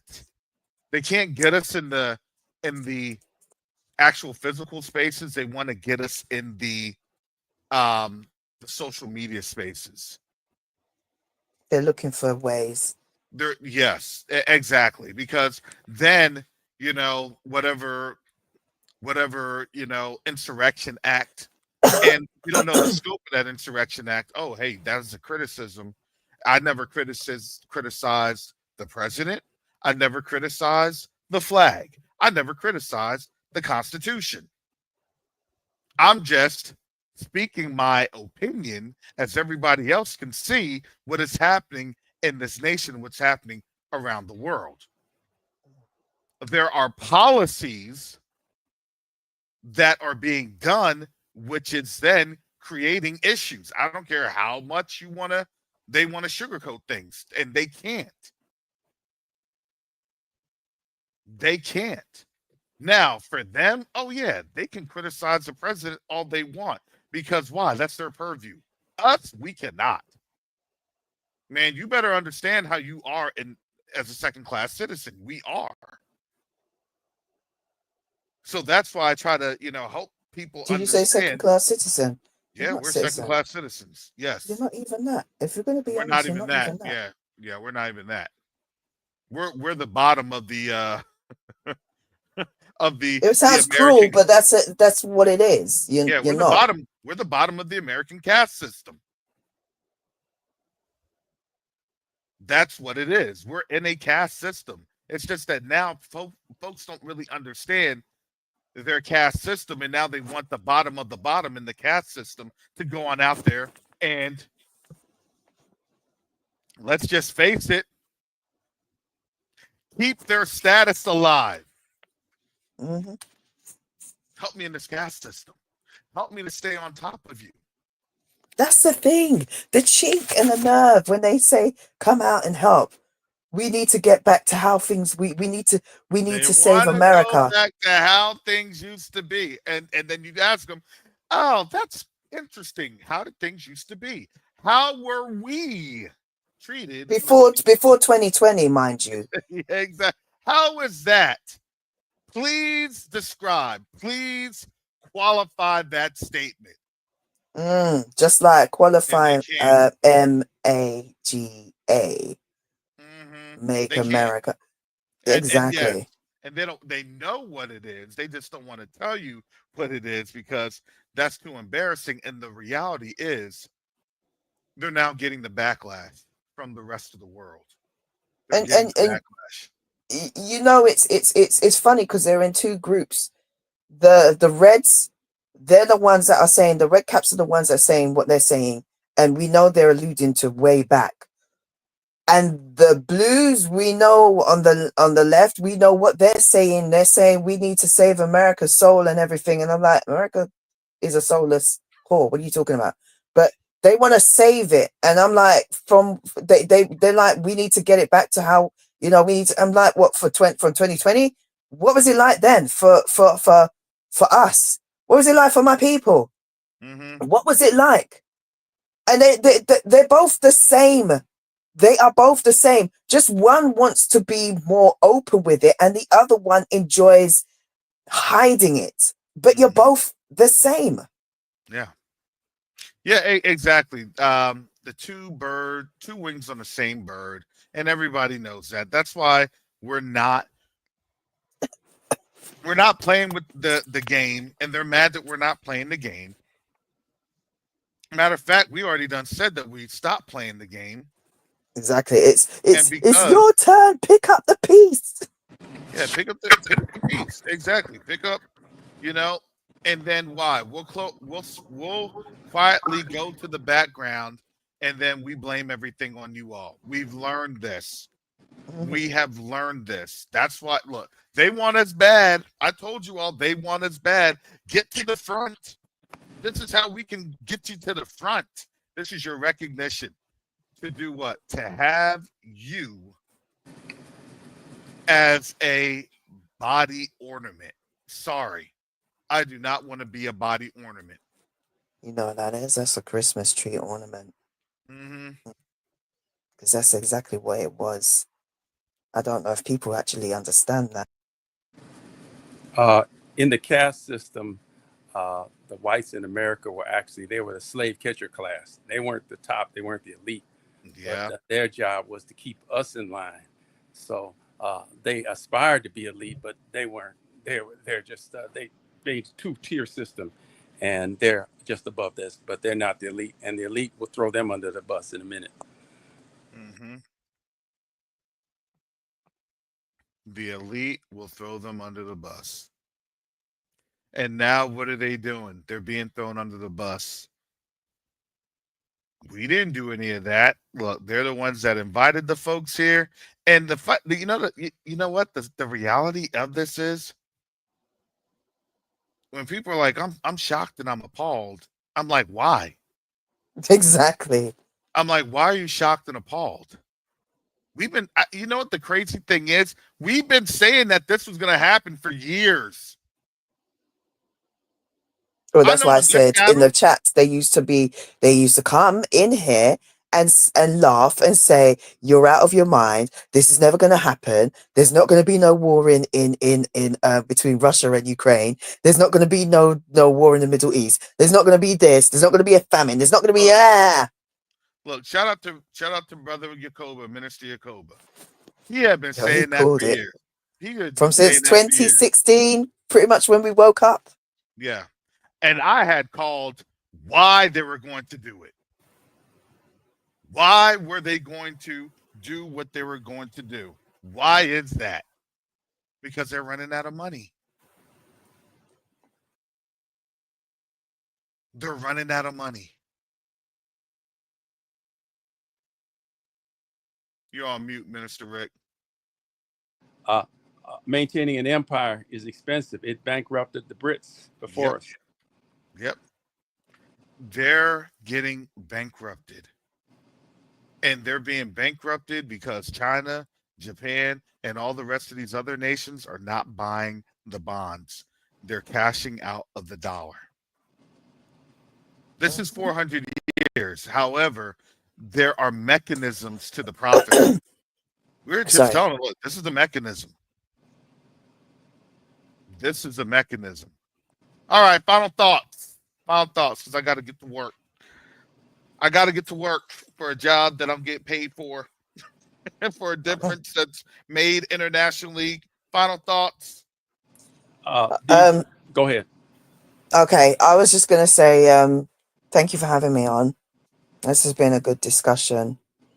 In the next coming weeks, months, but I think weeks, one of the things that people don't really pay attention to is the farmland, is how much you don't have. It's not just going to affect you guys, it's going to affect this country as well, because we don't buy too much of your stuff, but there are some things that we do buy because we're not part of the Euro anymore, the European Union. So we have to kind of start looking for other sources for different things. But it's going to get really bad. And if our people haven't prepared, and to be honest with you, like I said yesterday, there's only probably going to be a few that haven't, because most of our people are intelligent enough, or at the very least, we've been trained. Like I said yesterday, you go out with grandma, you go out with your mum, and she's always buying and putting down, and it's in us to do that, right? It's not in them to do that. We know how to cook what we call in the Caribbean hard food. We know how to cook proper real food. They don't. And they don't because, and I'm just going to say this again, another point of where European whites are different from European Americans, right? Mm-hmm. They know how to cook over here. Yours don't. Yours would make flipping drinks out of a toilet bowl, right? And just hang chicken legs from the like I don't even over potato. Ugh, right? They don't know how to cook up. Why would they not know? Because they left these shores and wanted to be like the rich. Well, let me tell you. Do you want to know how they've learned how to cook? They've learned how to cook from. Well, I'm going to tell you this. Ask Paula Dean.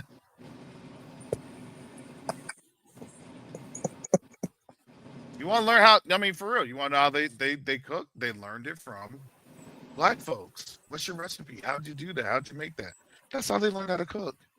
I know that. You know that. The people over there, but what I'm saying, for most of them, they still don't know how to, and it's also a kind of a privilege, you know, in terms of where generationally they haven't had to cook because they had our people doing everything for them. Yeah. Right. So it's like as they passed down, the next generation didn't know. It was a handoff from one slave to the next slave to the next slave to the next slave to the next household or the next generation of theirs, until it got to a point where they couldn't own us anymore. But by that time, they didn't know how to cook properly, and they had to start from scratch. And many of them didn't want to do that. The poorer ones, no, because they had to. But the ones who became the middle class, they didn't want to anymore. They strove to be just like the upper echelons. And that's why you see that these videos of these stupid Beckys doing these stupid recipes, they can't cook for ish. They are completely helpless. So yeah, when they go eclectic taste, their eclectic taste is like, oh, where did you get that Skittles recipe? and stuff from a kindergartner. It sounds like recipe from kindergarten. You know what I'm saying? It's like, you can't eat that. Yeah, you got white people over here looking like, what are they eating over there? Oh my goodness. So yeah, I'm just gonna say, like, just, you know, I don't even need to say it, but prepare, watch over, and for those who have it, if you have a little bit extra when it comes down to it, you know, just help out, get into communities. That's all I'm gonna say.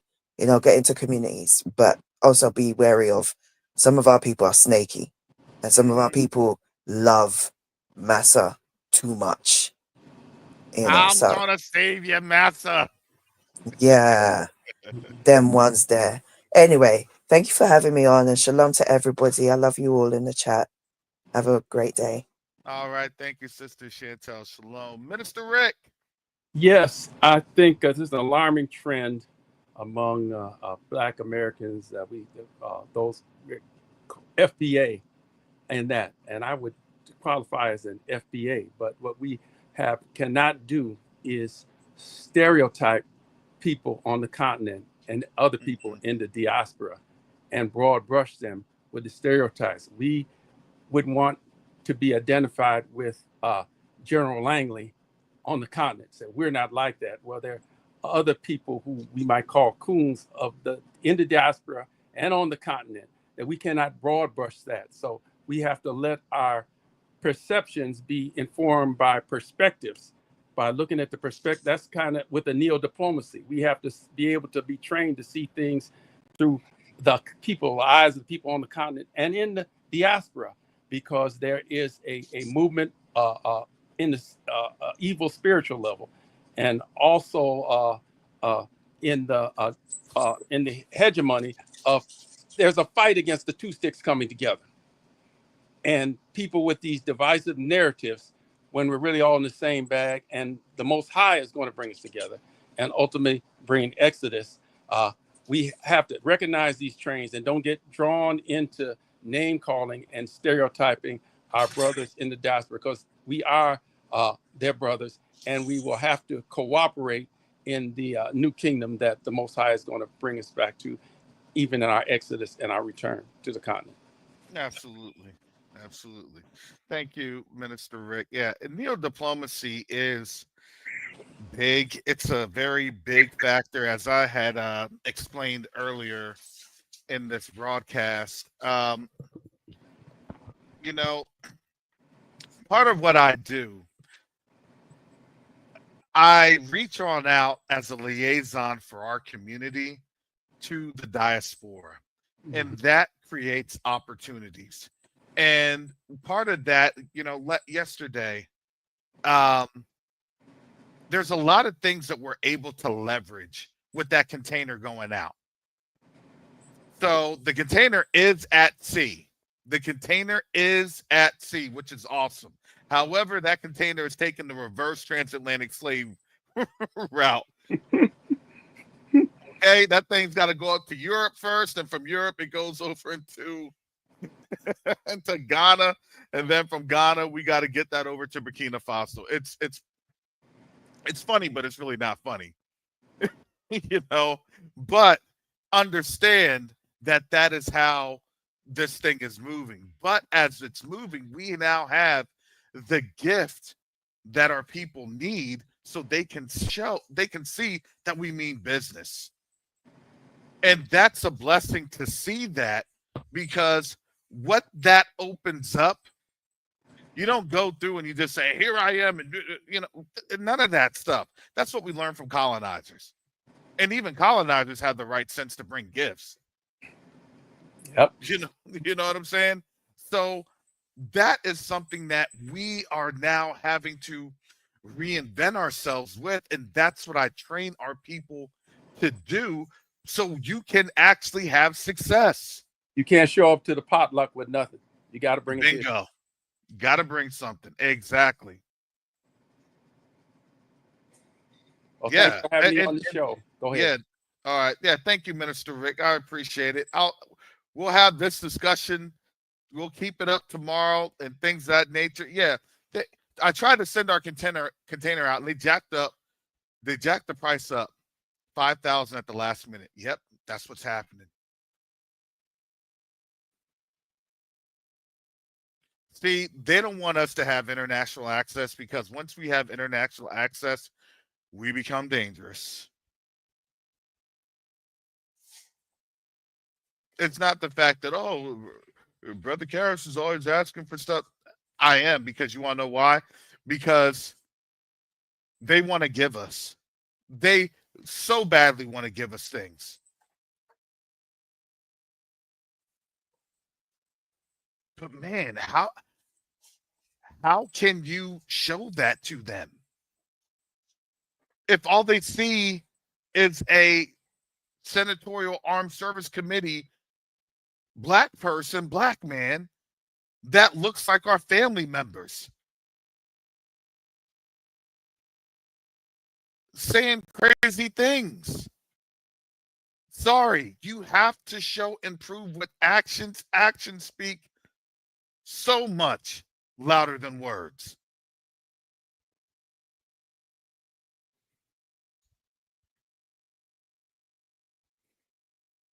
Sorry, family. I'm trying to get this on out here.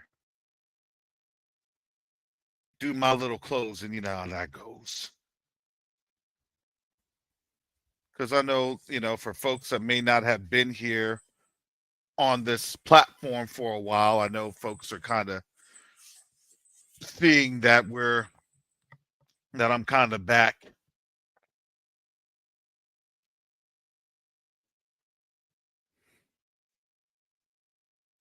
On some things with some things.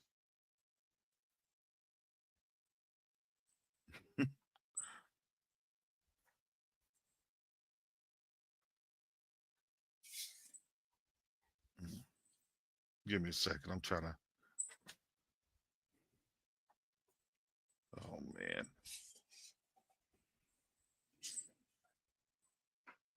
Sorry, family.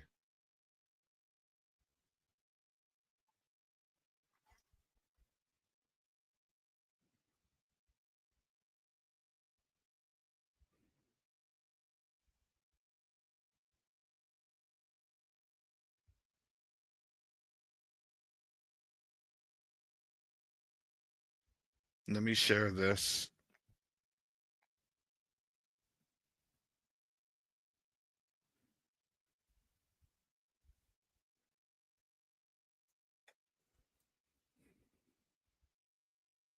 If you don't see in the background, that says Quest to Unite Africa. Donation, that's to Burkina Faso. Sorry, that's a selfie. So, you know, there's my bald head and my grin and my cheese right there. That's me. That's me. I could have had my General Langley moment if I continued to want to, you know, just coon out. I'm just saying. All right, I love my paycheck. Let me just coon out. I'm good. I make about 20,000 a month. I'm all right, man. What you need me to say? Okay, I'm there. No, this is worth more than silver or gold.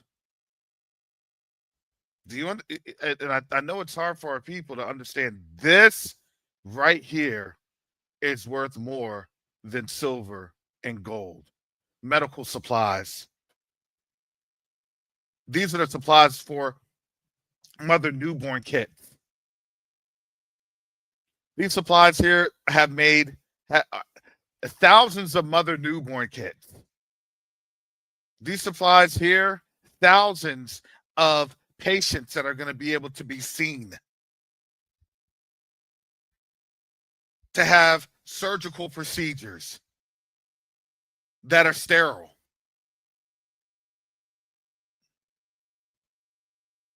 And I know that our people hate to see this. Oh, I'm not going to support this.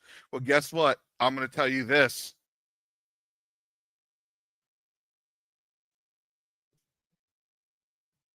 Go ahead and keep thinking that this isn't important. This is deadly important. This is deadly serious. You can sit here and be entertained, but I know that those are going to be the same people that's going to be asking for help.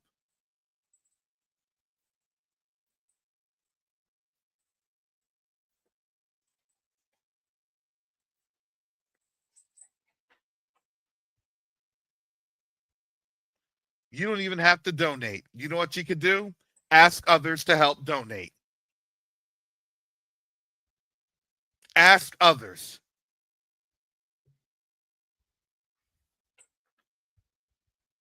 It's real easy to just shut your mouth and not say anything.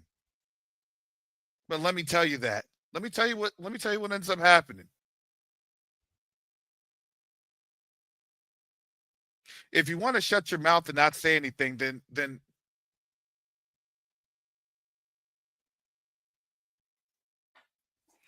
what spirit are you operating in?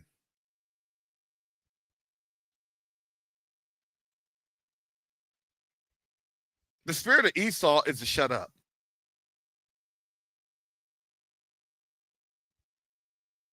The spirit of Yasharel is to do what? It's to be a voice.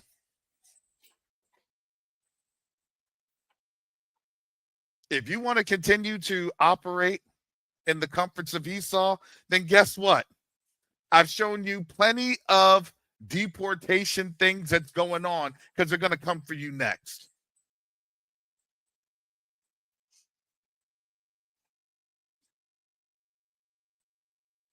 Yeah. If you're listening to this, you're being convicted. You don't have to worry about me.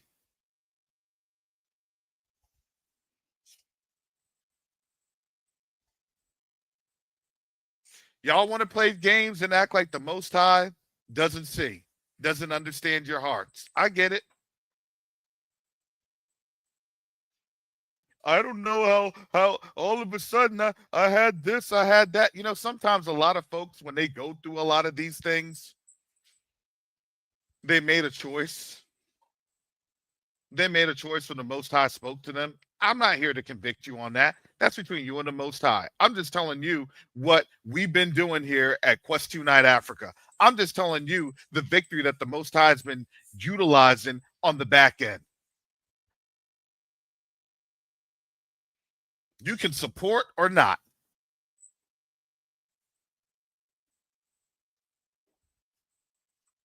It's not my glory. It's the Most High's. It's not my victory. It's the Most High's.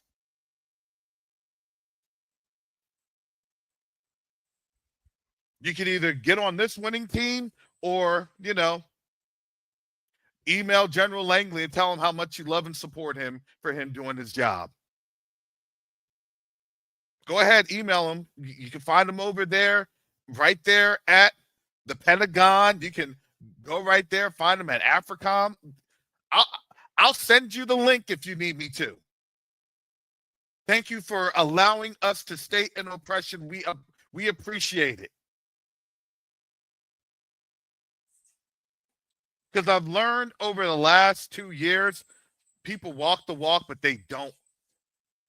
Or excuse me, people talk the talk, but they don't walk the walk. And yeah, I'm convicting you all because you don't have much time left to be in your comfort zone. And I see a lot of people, they're now scared and they're now shaking because they know they're about to be out their comfort zone. Good. Good.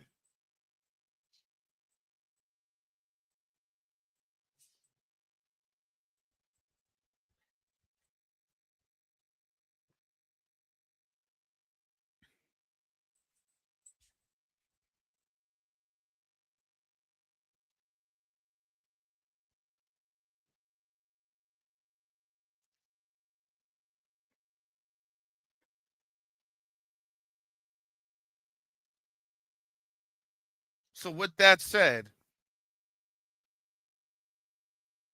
you all be blessed.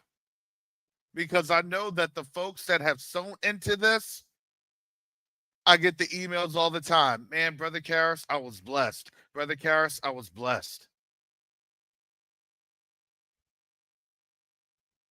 I'm not saying for you to send your life savings. No.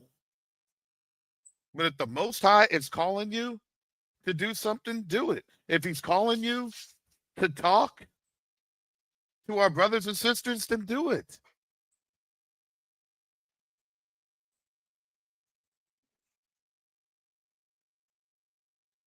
I know. We really don't know what victory looks like in this community. So I have to explain that to you. That's why I have to show these photos, because in our community, seeing literally is believing. Unfortunately.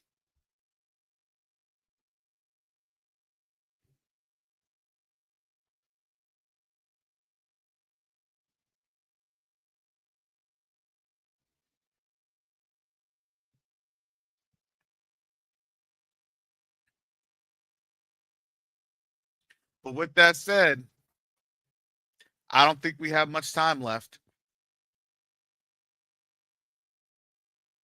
I believe we're in a different season. Call it how you want to call it. Say what you want to say. I'm not afraid to ask for donations, because you want to know why? Because this container is on its way to Burkina Faso right now. That's not a Photoshop.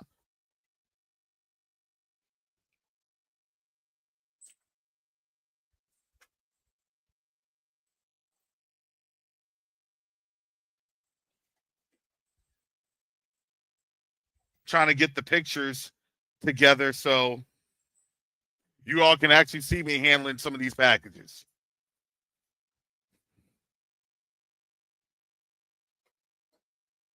So we're getting all that together. Believe it or not, I'm not a one-man operation. I do have people that help support. this operation.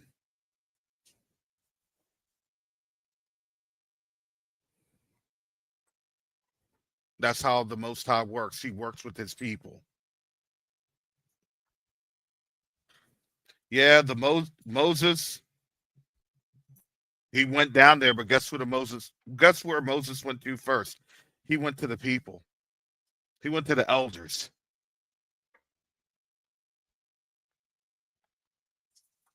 That's how the Most High operates. And the funny thing is that 80 folks checked on out. Okay, cool.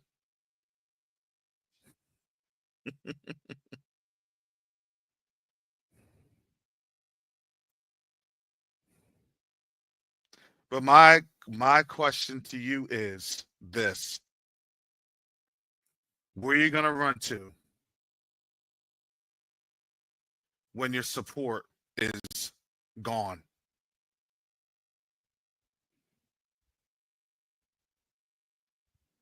Most times going to take care of it. Okay, all right. What happens if you don't want to heed his voice?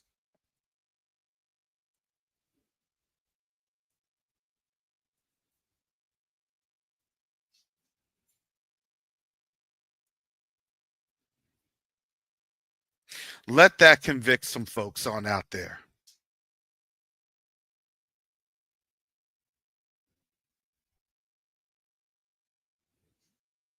Because I'm telling you, you don't have much time left.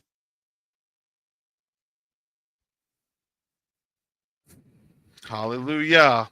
With that said, family, most time willing, I'll be back on tomorrow. If you want to join me for the Neodiplomacy cohort for this fall, I am I am enrolling, accepting enrollments. You can get more information here at neodiplomacy.com. I have to train people. This is going to provide a lot of different avenues and doors that's opening. It's opening as we speak. I can't even tell you how many doors are being opened because why? Because I have to operate in wisdom. We have people here that do not want to have this succeed. We have people here that did not want to see this medical shipping container go.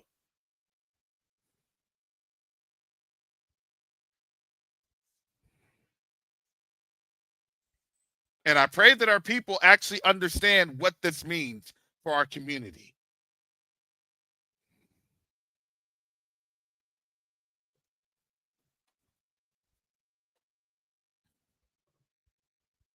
So with that said, family, I got to get up on out of here because I got to get work done.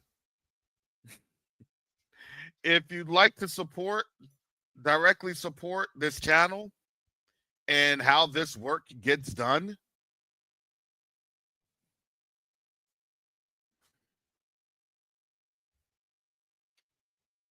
you can do so here. This allows me to literally communicate to you all. This allows me to communicate to you all. Everything that I'm doing is for efforts for this container. The support that goes to this channel allows me to open up my mouth and stream this content. It doesn't come for free.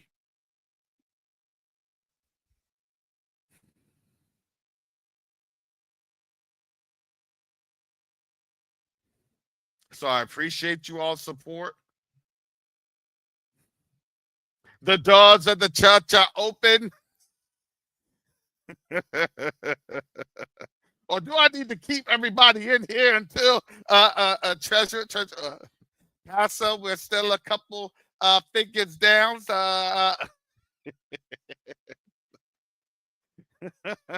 that hymn again. Sing a hymn. He saw the best in me. Keep it going. Keep going. All right.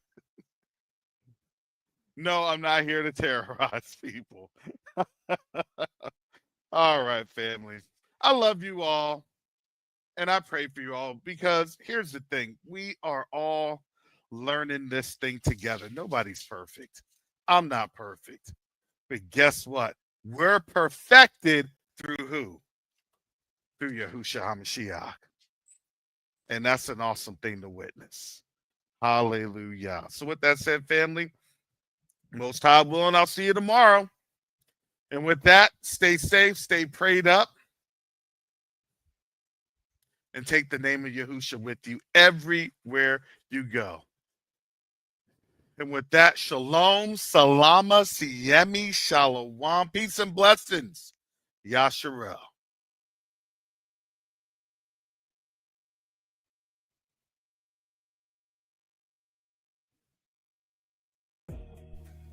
Have you ever wondered how you could get out of your dead-end job?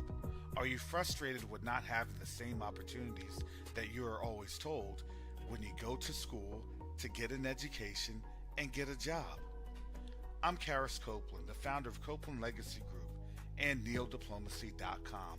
And through my business, I teach other businesses how to make an international impact on behalf of their community.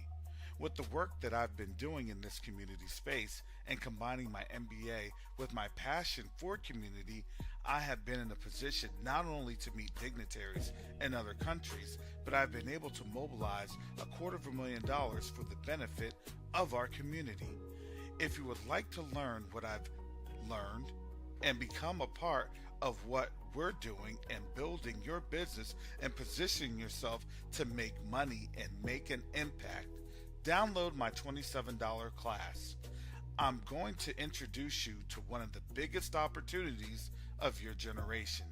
Don't miss out on your opportunity to invest in your future today by visiting Neodiplomacy.com.